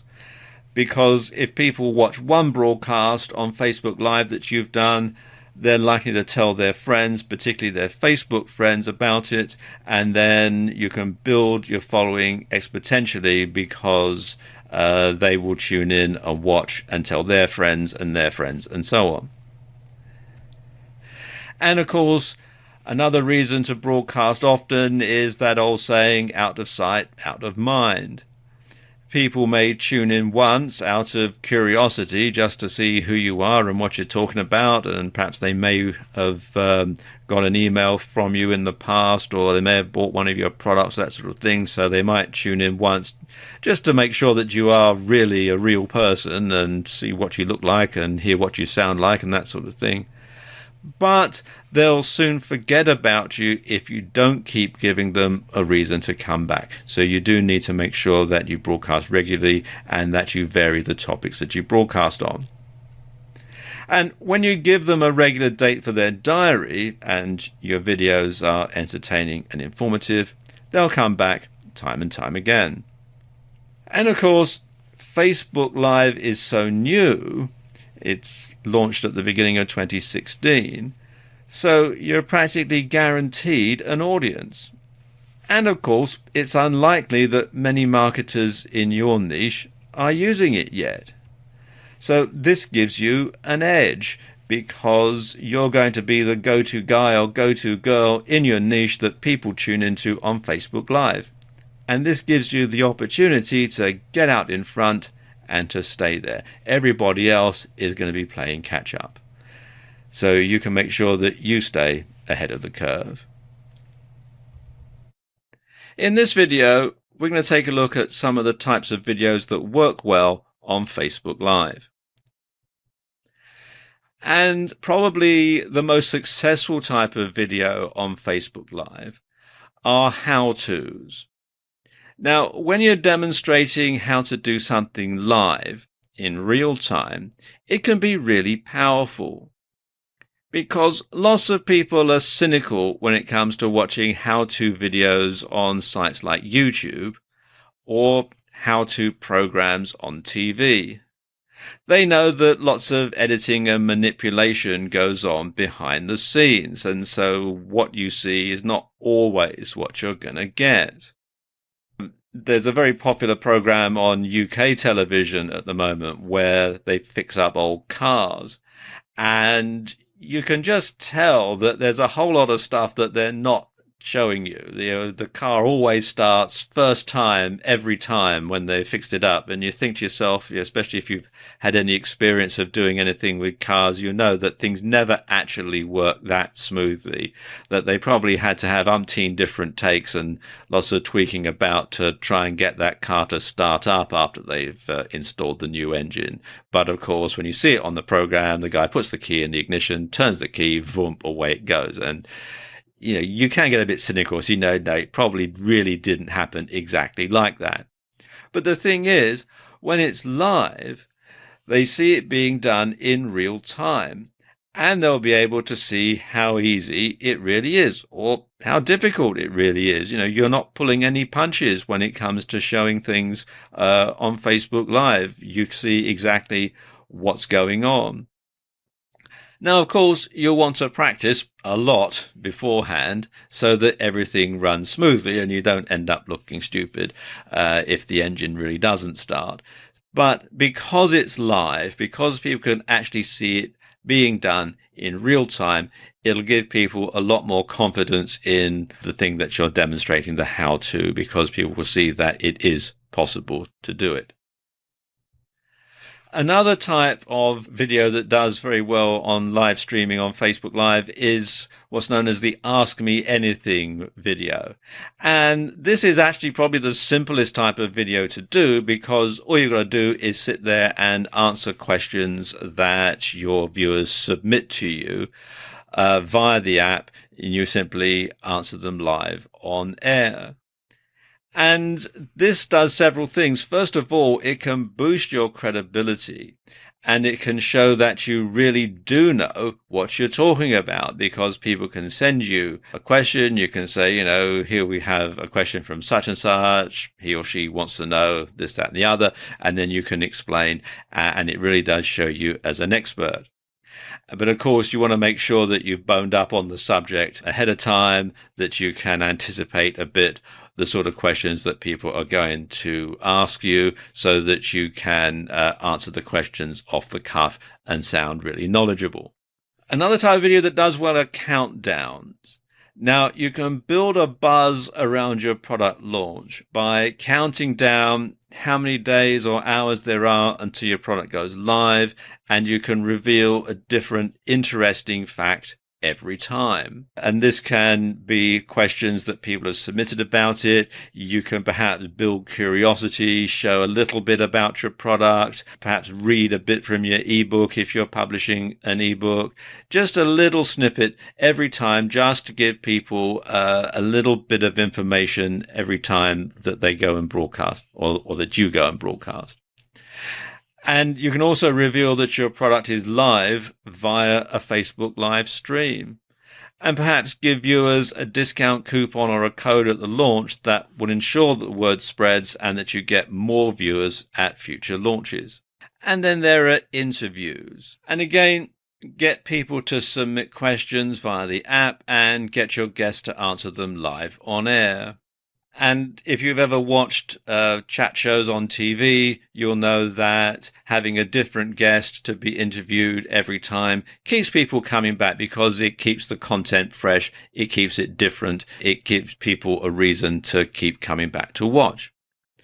And of course, this is also a subtle way to do direct selling, as your guest can plug his or her product and people can purchase it via your affiliate link. So there aren't very many ways to do direct selling on Facebook Live at the moment, but this is certainly one way that you can do it. And then there are debates and discussions.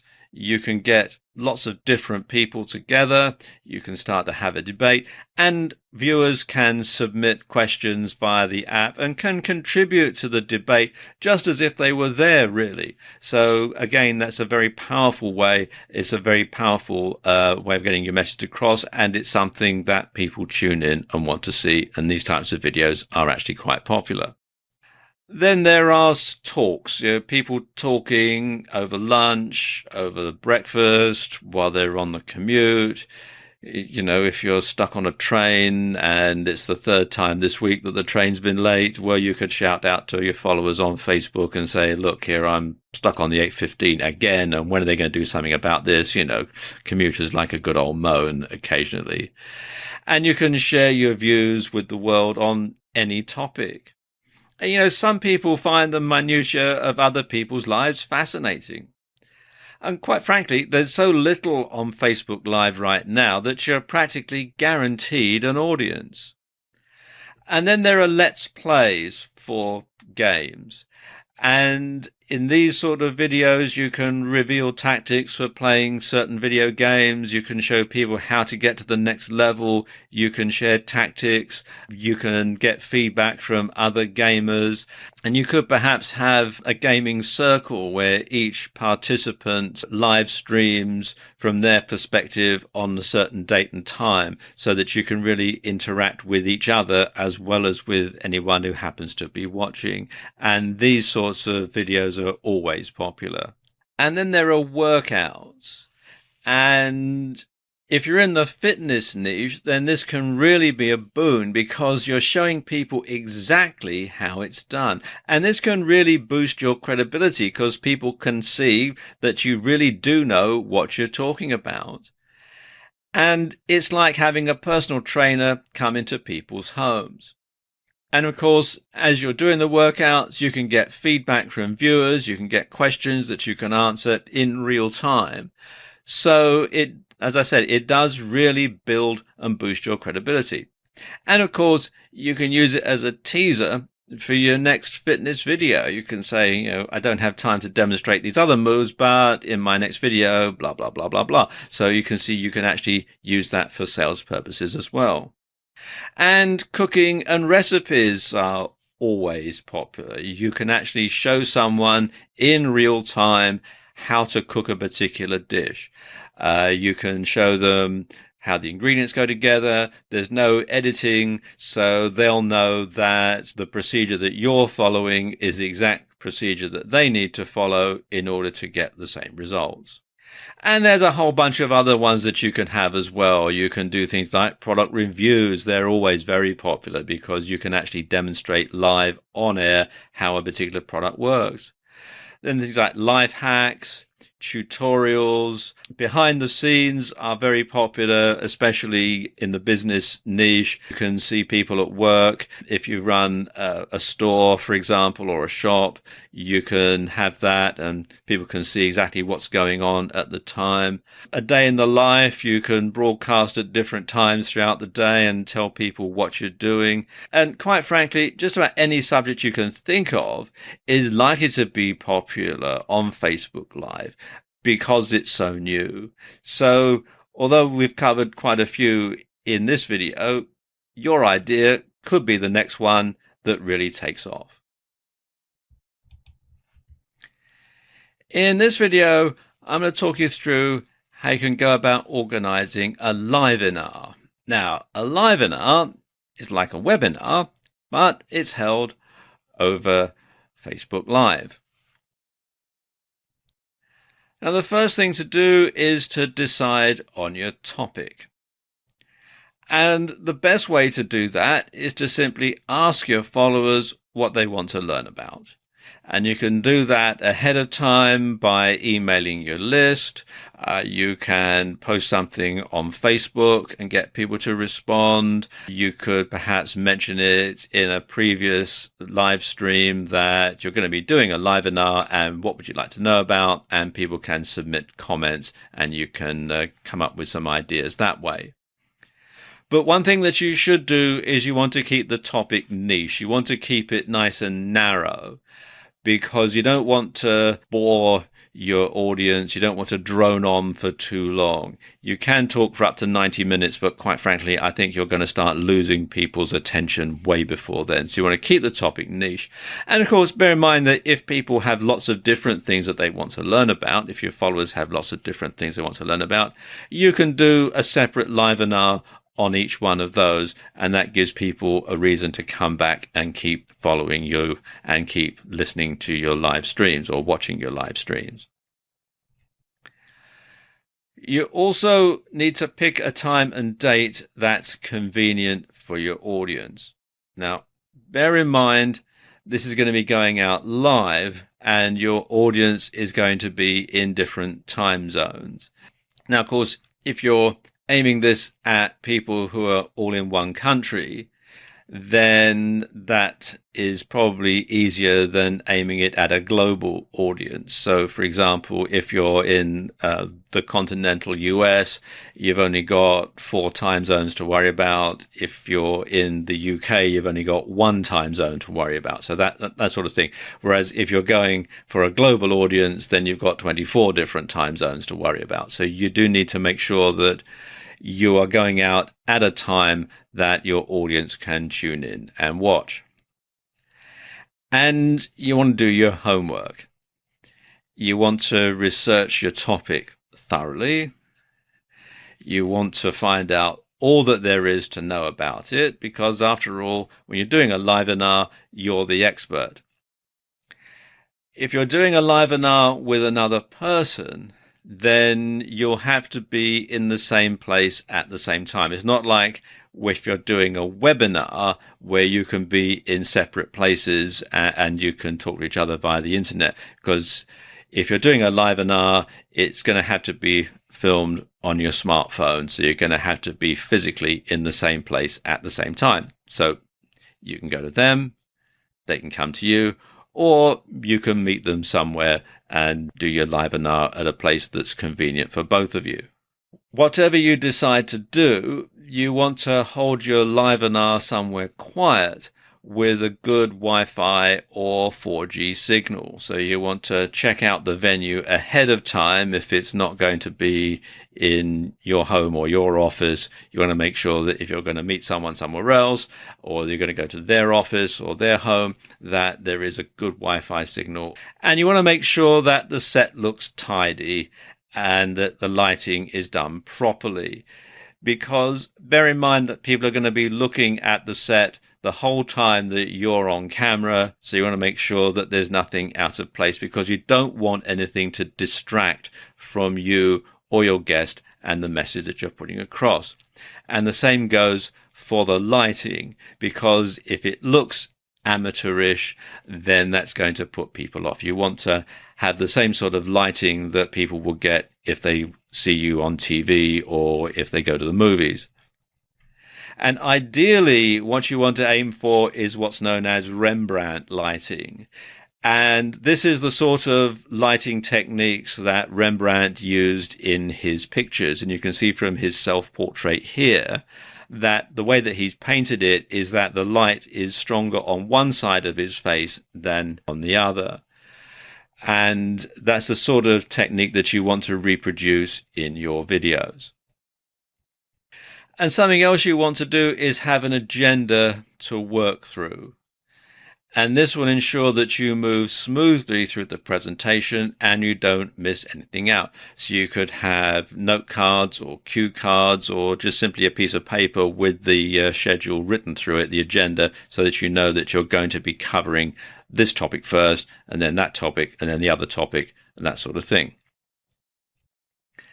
And of course, you want to rehearse, rehearse, rehearse. You want to make sure that your delivery is perfect. You don't want to be hesitating. You don't want a lot of ums and ahs and that sort of thing, because it just sounds very unprofessional. So you want to make sure that you at least sound like you know what you're talking about, and you look like you know what you're talking about. Because if you're nervous, if you don't really come across as being confident, then that is going to spoil your presentation. So you want to practice your delivery in the mirror until you're confident about giving a polished performance. So go somewhere private and practice just talking to yourself in the mirror. It feels a bit strange when you first do it, but that is the best way to find out exactly how you're going to come across. Or, of course, if you have a video camera, you can video yourself talking to camera and play it back and watch it. But do bear in mind, though, that this is going to be going out live, so any mistakes are not going to be able to be edited out, unlike on video. And then you want to get the word out about your Livenar. And there are lots of different ways that you can do that. On Facebook, of course, you can let your Facebook friends and your followers know that you're going to be holding this Livenar. And you can use other social media as well. Twitter is a good way because you can simply send out a short message to your Twitter followers. And also LinkedIn, if you're aiming at a business niche. Lots of people who have a presence on LinkedIn also have a presence on Facebook for their business. So you can work the two together and get the word out that way. Of course, your mailing list is probably the best way to get the word out. Everyone who's subscribed to your newsletter, everyone who's bought a product from you, you want to let them know about your Livenar. And also your blog subscribers. Anyone who's subscribing to your blog, you can put a post in your blog to tell people that you're going to be holding this Livenar and when, and give them instructions as to how they can sign up and how they can watch it. You also want to remind people in the days and hours running up to your Livenar that it's going to go ahead and give them the date and the time. And again, because Facebook Live is so new and lots of people won't have heard about it, you'll have to remind people how they can tune in and watch it. Something else as well that you want to have is a Q&A as part of your Livenar. You can get people to submit questions to you via the app, and you can answer them in real time. And it's a good idea to mention them by name. Here we've got a question from Fred, or here we've got a question from Jane, and answer them in real time and quote them. And that can really tie you and the audience together. And people really do like that. Something else that you can do finally is you can record your Livenar, and you can post the video on your Facebook timeline, and you can also post it on YouTube and other video sharing sites. But if you do that, you want to be sure to edit something out, and you want to make sure that people know it's been edited out, because this will give them an incentive to tune in and watch your next Livenar live. So you don't give them everything when they tune in and watch your video off of a site like YouTube. So that will encourage people to actually tune in and follow you on Facebook and watch your next Livenar. So there you go. You could very well be one of the first people in your niche to hold a Livenar, and I wish you every success. There are lots of ways that you can integrate Facebook Live with other social media, and I'm going to talk about that in this video. I suppose the easiest social media to integrate Facebook Live with is Facebook itself. And Facebook give you some pretty comprehensive instructions on the site as to how you go about doing it. Now, Facebook have some instructions on their help center that show you how you can share live videos. And as they say here, this feature isn't available to everyone right now.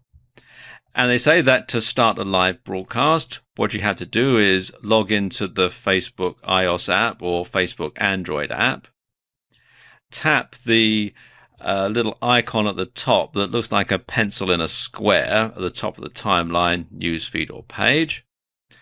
Then you tap the other icon that looks like a little man with a halo, and then you can write an optional description for your broadcast, and then you can tap Go Live to begin your broadcast.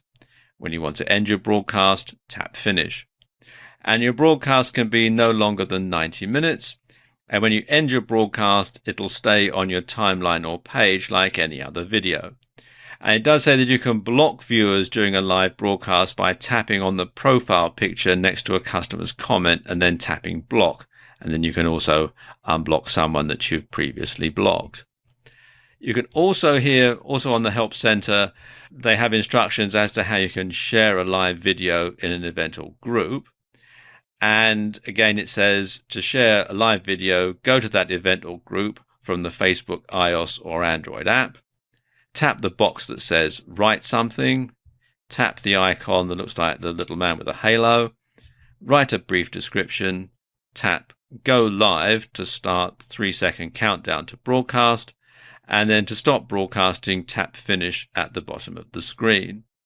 Now, these are the instructions that they have at present, but things change quite rapidly on the internet, and this is a brand new app and it is still evolving. So what I recommend is that you go to the Facebook Help Center and do a search where it says, how can we help you, for things like, how do I share a live video in an event or group? Or how do I share a live video on Facebook? Just to make sure that these instructions are current, because, as I say, they can change from time to time. Now, a note of caution here. There are some restrictions on integrating Facebook Live and your Facebook page. I'm not going to go into a lot of detail about them here because things are changing so quickly that by the time you come to see this video, they may have been taken off. Plus, of course, some restrictions vary from country to country. So you do need to play it by ear, really, when it comes to integrating Facebook and Facebook Live, and just see what's available in your country. And also take a look on the Facebook website for their notifications about some of the restrictions to Facebook Live, because it is so new and it is being rolled out. Another way that you can get the word out about your Facebook Live broadcast is to use Twitter. And you can tweet about forthcoming Facebook Live broadcasts. And this is a way to get the word out about your live broadcasts and about your saved videos.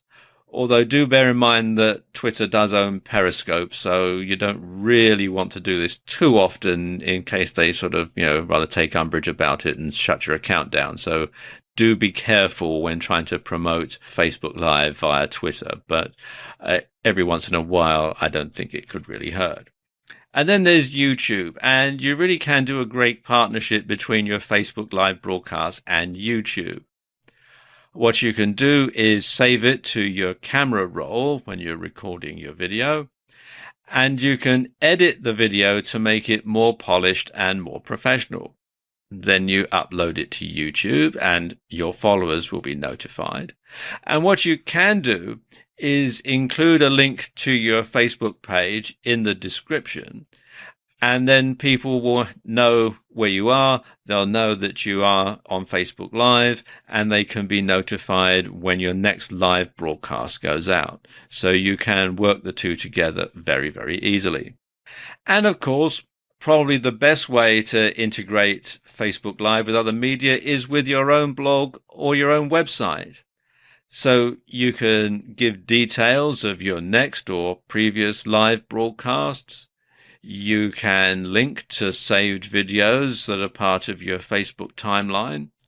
And you can embed videos that you've saved to YouTube, and people can go and watch them, and then they'll know, like I was just saying, what your Facebook Live link is, and they'll know how to sign up and watch your next videos live. So you can use your YouTube videos as a trailer to get people to watch your next Facebook Live sessions. So there you go, just some ways that you can integrate Facebook Live and other media. How to market your business on Facebook. Hello and welcome inside this Facebook marketing course. We are super excited to have you here with us. First of all, thank you very much for investing in this course. Let me assure you that this is going to be the best investment that you have done so far in your Facebook marketing career. Now, without further ado, let's jump straight inside the course. In this particular chapter, we're going to talk about how to market your business on Facebook. Before we get started, let me ask you two things. Do you have a Facebook account? And do you know how to use your Facebook account? Because these are the two things that you will need to make money on Facebook starting today, and I assure you that. So, before we jump into the advanced topic, let's first talk about the basic background and information about Facebook. Why is that important? It's important because once you know a little bit about Facebook, you should be able to align yourself better with Facebook as a marketer. Now, let's get started and show you some facts and figures about Facebook. Mark Zuckerberg, as you know, started Facebook, along with his college roommates at Harvard University back in February 2004. Facebook is currently valued at $104 billion. Now, I'm sure that by the time you're listening to this, that $1 billion is going to blow into more for sure. Facebook was called FaceMash, and for legal problems changed to Facebook. It started trading in NASDAQ in 2012. Facebook has 1.3 billion active monthly users. It would be the third largest country in the world if you think of Facebook as a country. 5 new profiles are created every second, and 500,000 comments are posted every minute. There are 680 million mobile Facebook users. Especially with the advancement of mobile apps and technology, people are accessing Facebook more and more through their mobile phones. Facebook's user base is growing at 22%, which is again a huge number. 48% of users log in every single day. Now, imagine this as a marketer. You have a community of users where 50% are logging in every single day. If you compare this with emails or email opens, that's not even 10%. So we have the community where people are logging in on a daily basis. So you have your target market up and running. A person who logs in on Facebook stays for 18 minutes. And 72 million links are being shared every single day, which is again mind-boggling. 51% of fans are more likely to purchase from brands they like on Facebook, so you better make sure many people like your business on Facebook. Now, my question to you is, let's say you're a network marketer, an online marketer, or any kind of agent. Do you have a Facebook fan page which is attracting your target market, offering them value, and in turn making you sales? If you don't have all these things, don't worry. Don't get freaked out. That's why you are inside this course with us. We're going to take you by your hands and help you to create your Facebook fan page in a snap. At the time of this recording, a Facebook fan likes is worth an average of $175, varying from brand to brand. 68% of marketers say Facebook ads are effective in fan and customer acquisition. Meaning if you are not marketing on Facebook properly, you are leaving money on the table. Do you think they are making some money out of it? Of course they are. But here's the deal. Not everybody knows how to set up a Facebook fan page correctly. But you don't have to worry about that because you're here with us inside this course. Today, there is no easier platform to market your business on than Facebook. Now, here's the most important part of this particular video. This is the entire diagram of Facebook marketing. If you can understand this particular diagram, it'll be worth your time. Now, this is how we market our business on Facebook. As you can see, there are 9 rectangles connected to each other. The first of which is Find. Find means you need to find your target. You've seen the numbers. You've seen how many users there are in Facebook, how many events are happening every minute and every second. Now we have to use some techniques which will be shown to you. Step-by-step guide on how to find your target market. Then you have to know how to connect to the target market in the right way. Not by spamming and not by annoyingly posting in groups and all. Because those things do not work anymore, and Facebook will put you in Facebook jail. So you have to approach people the right way. Then you have to add them as a friend. And then you have to send the right message by using the AIOU method, which I'll share with you later. Then you have to post the correct kind of updates on a daily basis. If you're an advanced user, you can start advertising inside Facebook. Start getting traffic, leads, and then sales. In short, you're going to get a lot of techniques in this course, starting from the very first steps you need to take, like how to connect to the right audience, how to add them, how to send the right message. Then we'll share the moderate to advanced level of post updates and all this stuff. And then we'll go to the advanced mode of Facebook advertising and dark posts and all these kind of cool things. Now, you don't have to do all the things shared to you in this course. If you're already using Facebook, Facebook ads, and you're already a marketer, cool, you can do all these things. But if you're someone who is just getting started inside marketing and Facebook marketing, you can take one strategy shared over here and you can apply that and start making some money, and then go to the advanced level. It's up to you. Again, we're super excited to have you in this course. I believe you're going to enjoy this kind of training. So I'll see you in the next video. How to avoid FB jail. Hi guys. In the last video, we've gone through the reason why Facebook is one of the best places to market and promote your business. Also, we've seen a diagram of the different strategies to which we can promote our offers online. Though Facebook is undoubtedly the best place to brand ourselves and market our business, Facebook is also becoming stricter day by day. And there's a very, very important reason behind that. Facebook has been built predominantly as a social media platform. It was built for you to connect with your friends, families, colleagues, and for you to give status updates like photographs and stuff. At the same time, you could say that Facebook is also a very strong marketing platform. But what happens is, different marketers do a lot of activities which Facebook does not like. For example, spamming people, sending annoying messages, and whatnot. Now, Facebook is becoming very, very alert about all of these things, and they have put all the algorithms in place to watch these activities every time.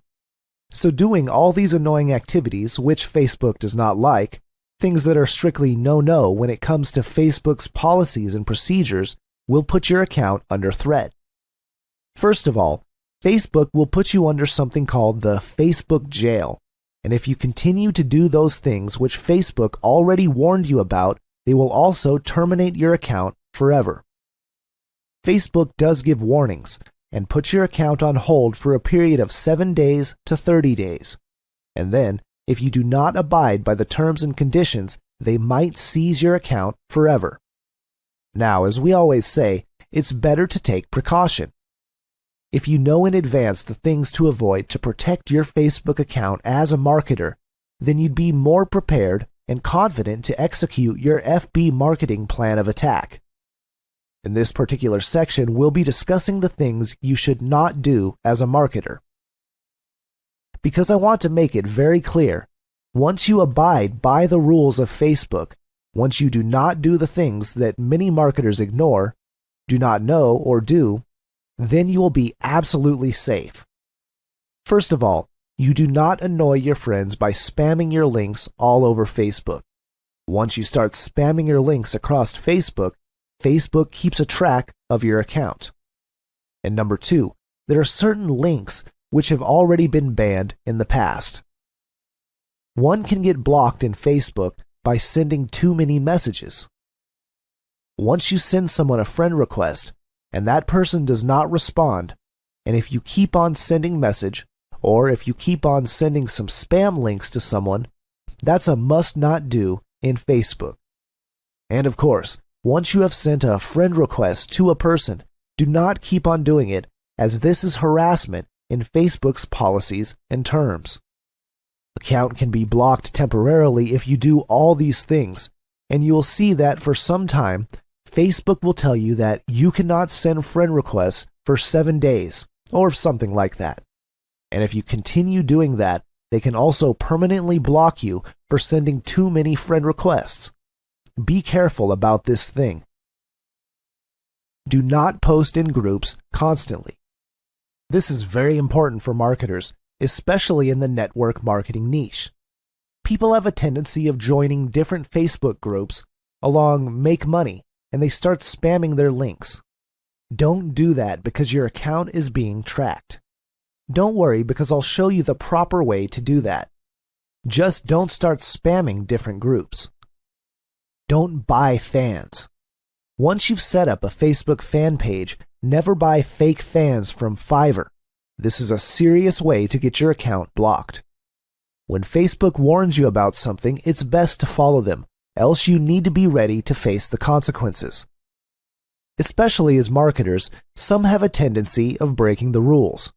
But as a Facebook marketer, if Facebook warns you about something, do check it out. And do abide by the rules and regulations. So there, we've tried to give you all the points in a nutshell, which you must not do inside Facebook, especially as a marketer. Do not do all these things which we have written down for you. Then, you can be rest assured that your Facebook account will never be blocked temporarily or permanently, and you don't have to go inside the Facebook jail. So do take note of these things. And in the next video, we're going to jump inside the real juicy stuff. We're going to see how Facebook graphs work and how you can start to get 5,000 targeted friends within 90 days. So, this course is going to be more exciting and exciting. Stay tuned and see you in the next module. Facebook Dark Post Surge. Hey guys, in this video, we're going to be talking about Facebook Dark Post, or popularly known as Facebook Unpublished Post. If you are following the leading Facebook marketers in the industry, everyone's talking about this, and everybody's talking about taking advantage of Facebook Dark Post marketing. Let's first understand what exactly Facebook Dark Post is.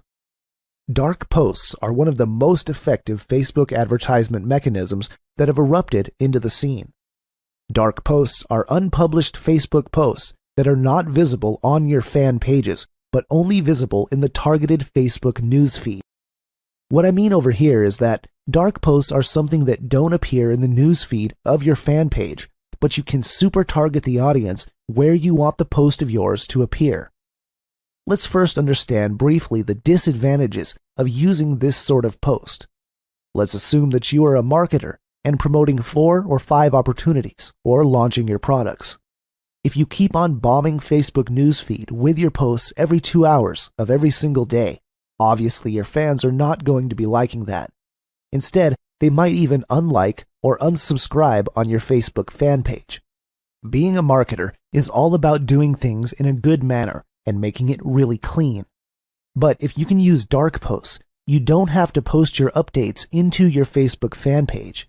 Instead, you can let them appear in the targeted news feed of your target audience. Another advantage of using Facebook Dark Post is split testing. Imagine if you wanted to split 5 different images for a similar kind of post, or you want to split test your post appearing in the desktop news feed, the mobile device, or just on the right column of Facebook. How do you do that? You can do that by using Facebook Dark Post. The other advantage is, it is not your typical Facebook ad which appears on the right column of Facebook. Instead, it appears in the news feed of your targeted customers, so it's a cool marketing which you can do with your target customers. It is a very effective tool in promoting multiple offers without disturbing the integrity of your page. Another thing is that even if you don't have fans, you can still do dark post advertisements to target your audience. Here's an example of 2 different posts.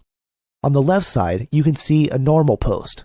On the right side, you can see the dark post. They look exactly the same, but there's a small difference. On the right image, you can see a sponsor sign, which means it's a dark post being promoted. Even if you look at the big corporates, all of them use dark posts for promoting their business all the time. Let me quickly jump inside and show you exactly how this thing works. Let's say this is a squeeze page or a CAPTCHA page I want to promote. Then I have another CAPTCHA page here which I want to promote for some of my businesses or some of my launches. And I have another squeeze page which I want to promote for one of my posts. There are 3 different kinds of pages I want to promote at the same time. Now, imagine for a second, if I keep on posting these different updates, or all these different squeeze pages inside my fan page, my fans are going to be really annoyed. Nevertheless, I can do exactly the same in promoting these pages by using dark post. Why? Because they're not going to appear on my own news feed. Instead, these pages are going to be appearing inside the news feeds of my targeted prospects, and that is absolutely awesome. To do that, you first need to work in Google Chrome. Why? Because dark posts can only work in Facebook Power Editor. Over here, you can see that I'm inside my own Facebook account. Go to your Ads Manager first. Once you're there, you have to click on Power Editor. Then go to Page Posts and click on the Create Post afterwards. After you click on Create Post, this is going to appear. Now, stay focused. At the bottom, you can see two options. Number 1, this post will only be used as an ad, and number 2, this post will be published on the page. Remember, we want to create an unpublished post, or a dark post, so let's select option number 1, which will come by default. Let's fill in the needed data here. First is the URL. Put the opt-in or squeeze page here that you want to promote. So I'll use this one. Next is the post text. Let's write, "Discover how to build an email list while getting paid." For call to action, I'll select Learn More. For the link headline, I'll put Instant Cash Machine, which is the name of the course. For the display link and description, let's just leave them blank for now. For the picture, just upload an image from your computer. In my case, I will get the image from my desktop, as you can see it there. This step is done, so just click Create Post. What happens within a few short seconds is Facebook creates your dark post or your unpublished post. After the dark post is created, you have to select it by clicking the small box beside it. Then go to Actions and select Create Ad. A while ago, we just did a post. But now, we are already creating an ad for the post to target our prospects. Let's create new and name it as ICM Test. Next, for the buying type, let's choose Fixed Rate. On the other hand, our objective is clicks to website, which means we are encouraging people to visit our website. When you choose Page Post Engagement, you just want to increase the likes, comments, shares, and the likes of a specific post. And website conversions are for people to take specific actions to your website, which we don't need right now. Next, choose an ad set. I'll have to select and click on Create New, and I'll write ICM Test once again, and click Create. Once I do so, this will take a few seconds since Facebook will look inside and see whether I created a similar ad before. If I have not, they're going to take me to the page where they ask me for further information. I believe you are getting the idea, right? First, we created a sneaky little dark post, and we are creating an advertisement in simple terms based on the dark post. You can see we are on the second page now, and we're almost complete. It takes us a bit of time to load these things, but it's all cool because Facebook will automatically load these things for us.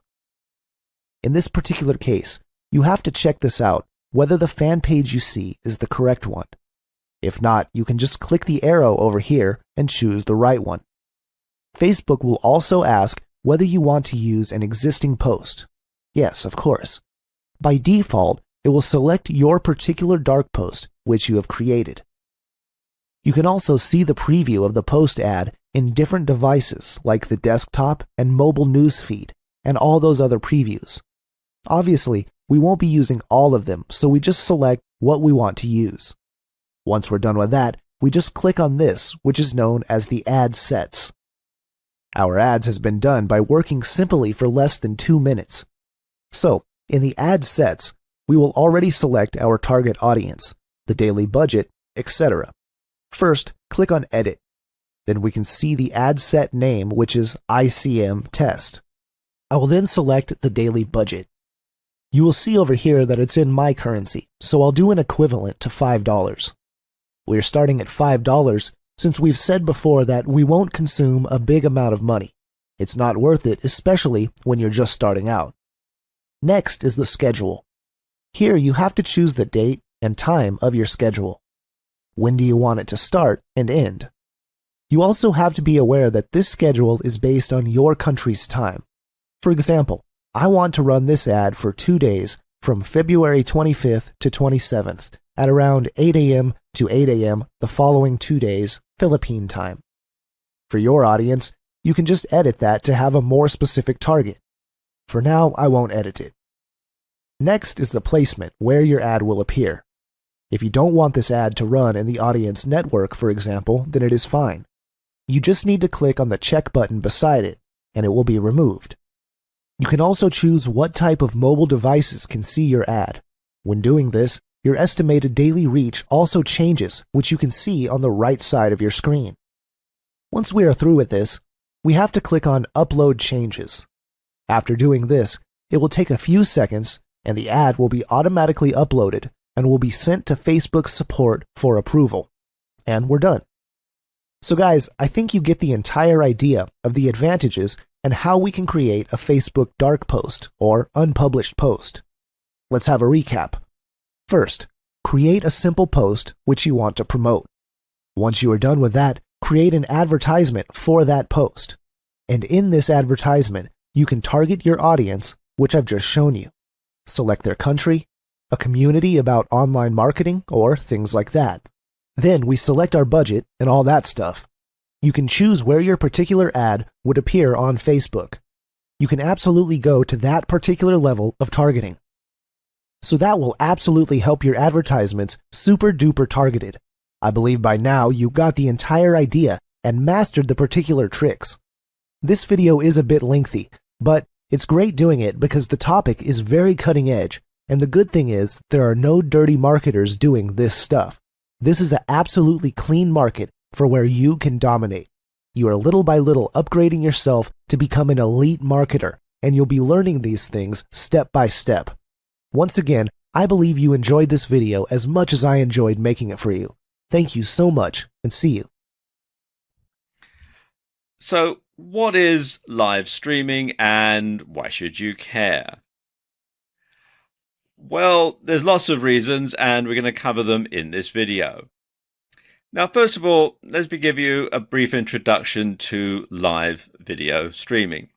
Live video streaming means that you can stream video live from a device, generally a smartphone, to anybody else who happens to have the app installed either on their smartphones or, in the case of the software we're going to be talking about in this video, which is Facebook Live, on their computer or tablet device as well. And having live video streaming is a bit like having your own TV station. You can broadcast your own programming anytime that you want to anyone who has the equipment that's necessary to pick it up. However, unlike with a real TV station where you need a studio with lots of cameras and lighting and all sorts of other stuff, and you need a control gallery with lots of expensive equipment and highly trained technicians, and you need a stonking great transmitter tower to transmit the signal to a local area, or you need a satellite uplink if you're going to be broadcasting your TV station on satellite or cable. With live video streaming, and in particular with Facebook Live, all you need is a smartphone and the app. Now, of course, the concept of video streaming has been around for a while. Skype, in particular, has been a feature for many years. And a lot of people say, well, isn't Skype live video streaming? Well, yes and no. You see, Skype limits the number of people that you can share video with. You can have a one-on-one video conversation with somebody over Skype, or you can have a Skype conference call, but there is a limit to the number of people that you can share the video with. Now, Facebook Live allows video to be streamed publicly. Anyone who has the app or is among your Facebook friends can tune in and start watching at any time that you're broadcasting, that is. Also, unlike with regular TV, people can comment live, and that allows the person who's filming to view and respond to messages in real time.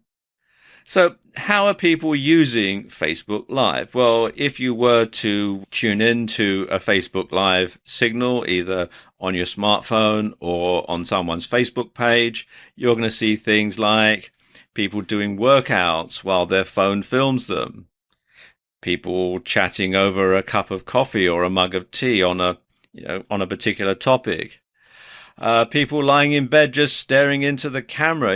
It's so new. It's only been out at the beginning of 2016 that some people just simply turn it on and just see exactly what it does. So you just find people lying in bed or sitting on the sofa staring into the camera. You'll find people playing musical instruments. You'll find people just simply talking randomly on any given subject that they want.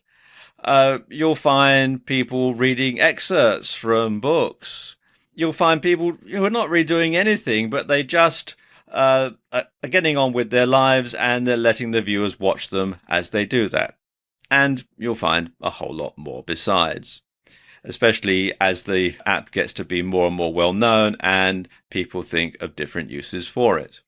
But what's exciting is what's likely to happen as the technology progresses and the concept catches on. Now, live video streaming allows you to truly have eyes everywhere, and you can transport yourself anywhere in the world. And you can see what's going on through the eyes of others at the very moment that it's happening. Now, if you don't believe right now that live video streaming can get really big, then consider what would happen if there was a major world event right now. Now, let's assume that there's a big riot or a demonstration going on somewhere on the other side of the world to where you live. And let's imagine that there's a journalist in the press pack that's with the police at this demonstration.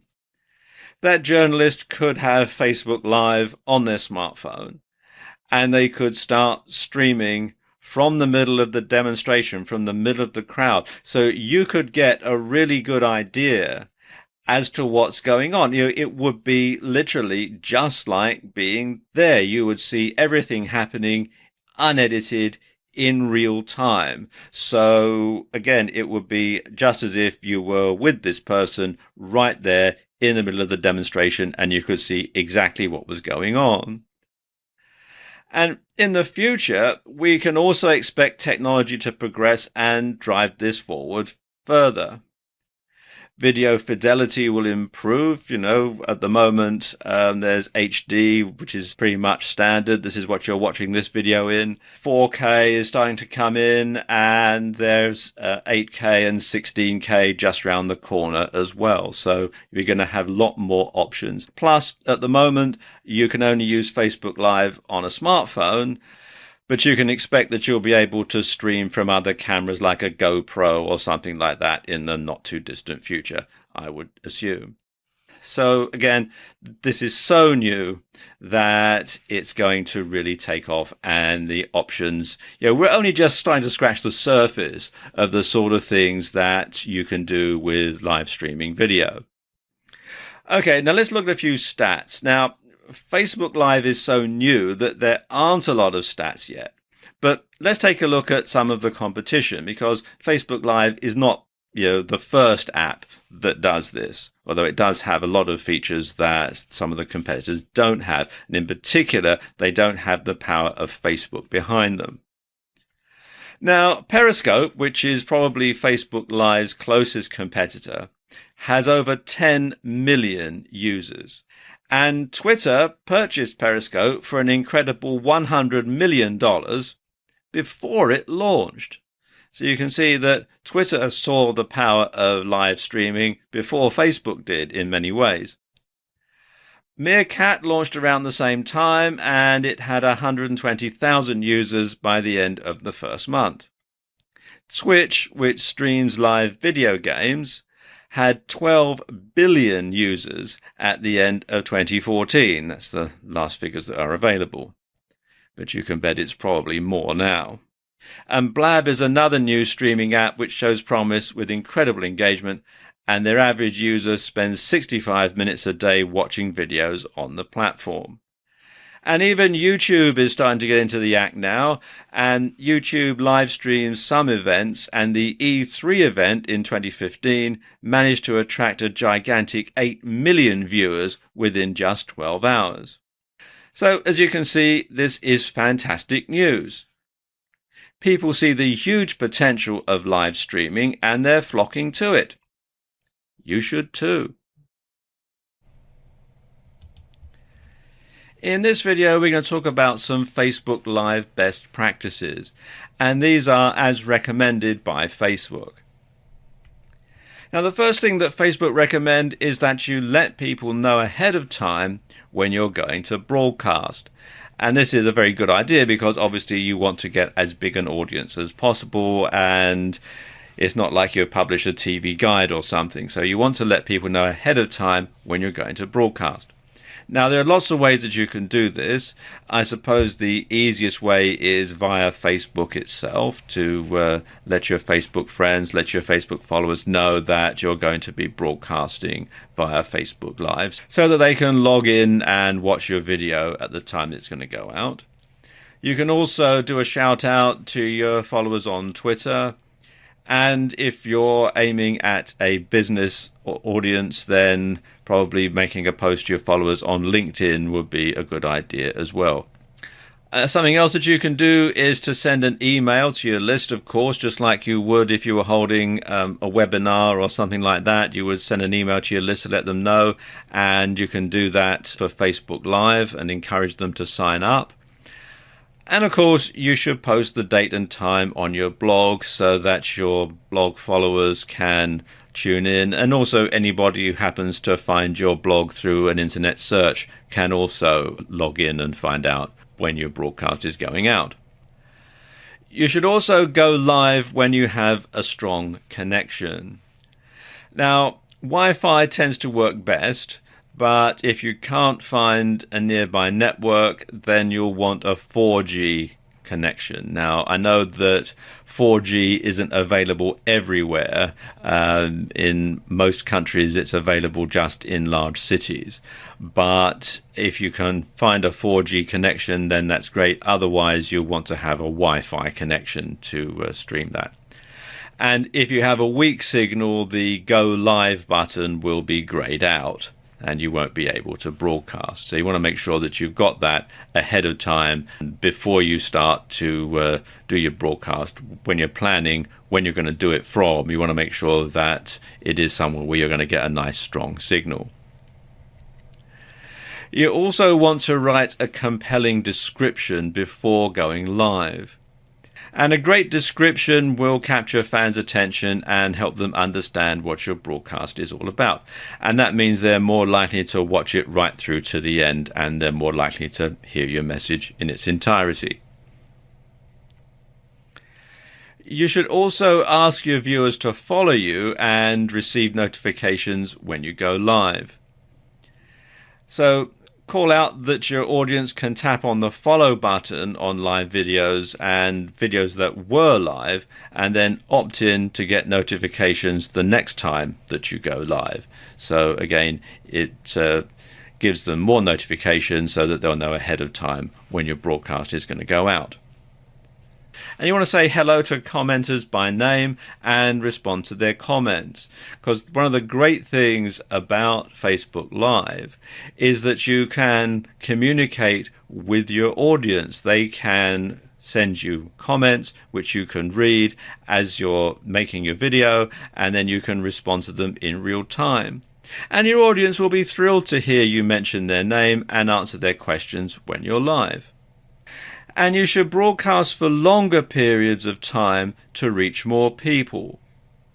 Because the longer you broadcast, the more people are likely to discover you, and they're going to invite their friends on Facebook to watch the video. Now, Facebook recommends that you go live for at least 10 minutes, and you can stay live for up to 90 minutes. So you've got a lot of scope there, a lot of time that you can use. And finally, Facebook recommend that you be creative and go live often. So you can try different types of broadcasts. Try giving a talk to camera, try giving a webinar, or a livenar, really, I suppose you could call it, over Facebook Live. You could try a how-to, lots of different things just to keep your audience interested, to keep them coming back for more. Don't do the same thing over and over again, because that's just going to be boring. And you should go live frequently to keep your audience engaged. Out of sight is out of mind, so you want to make sure that people keep coming back for more and that they see something that's going to interest them every time. So there you go, just a few Facebook Live best practices. Facebook Live is a fantastic app, and it has lots of potential for the future, and it's definitely a wave that you want to ride. But it's not perfect. So in this video, I want to examine some of the downsides of Facebook Live. And I suppose the biggest downside is that it's live, so mistakes can't be edited out. So if you do or say something stupid, or if something goes wrong, then everyone is going to know about it. So there's no taking it back. There's no second chance to do it again and get it right, like you can do if you're getting a YouTube video together or something like that. And while you'll never avoid banana skins completely, you can lessen the chances of an encounter. And that's by following what I call the 3 R's. Rehearse, rehearse, and rehearse. So you want to practice in front of a mirror until you've got your delivery perfect, especially if you're not used to being on camera.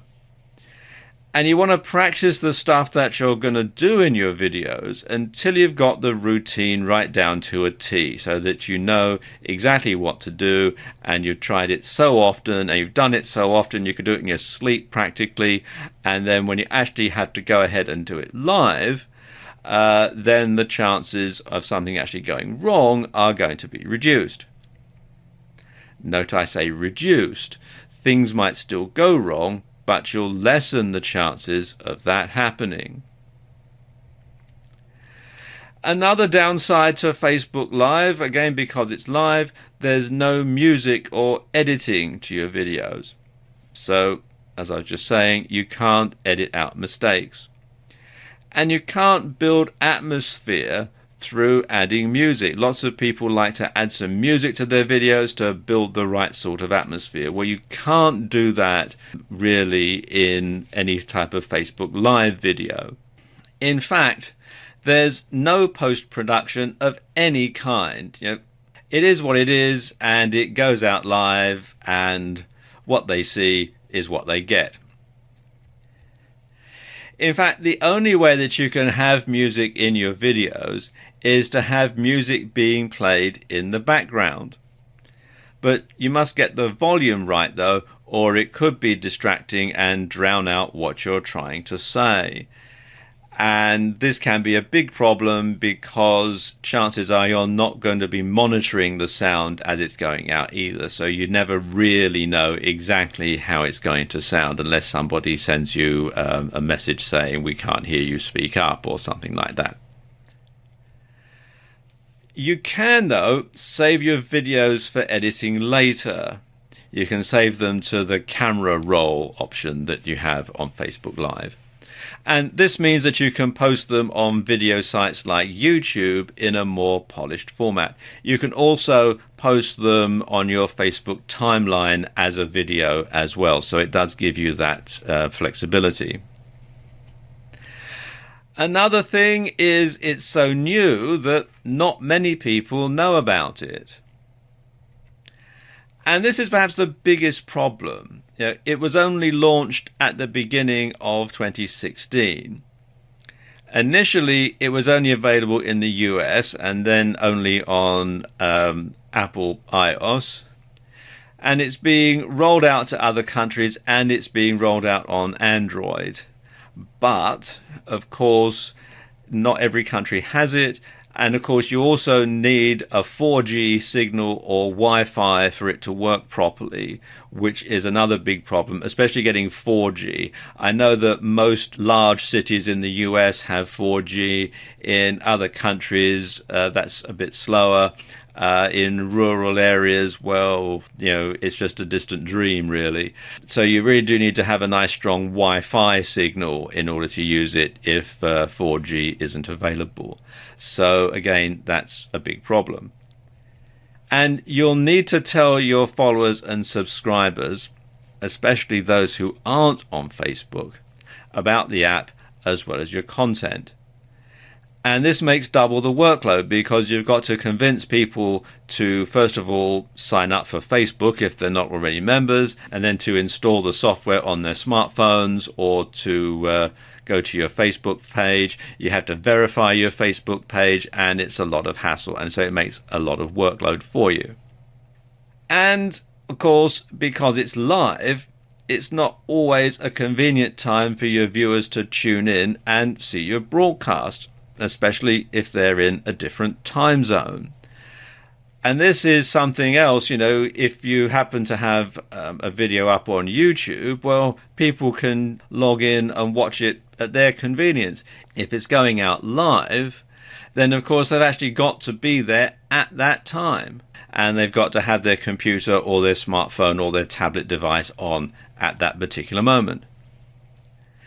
And finally, it's not available in every country in the world yet. It's being rolled out. I think it's in about 40 countries at the time that I'm making this video. It's across the US and it's in a lot of countries in Europe. But other places in the world, it's just simply not available. So if you have a far-flung audience, then they're not going to be able to see it at all. So there you go, just a few downsides to using Facebook Live.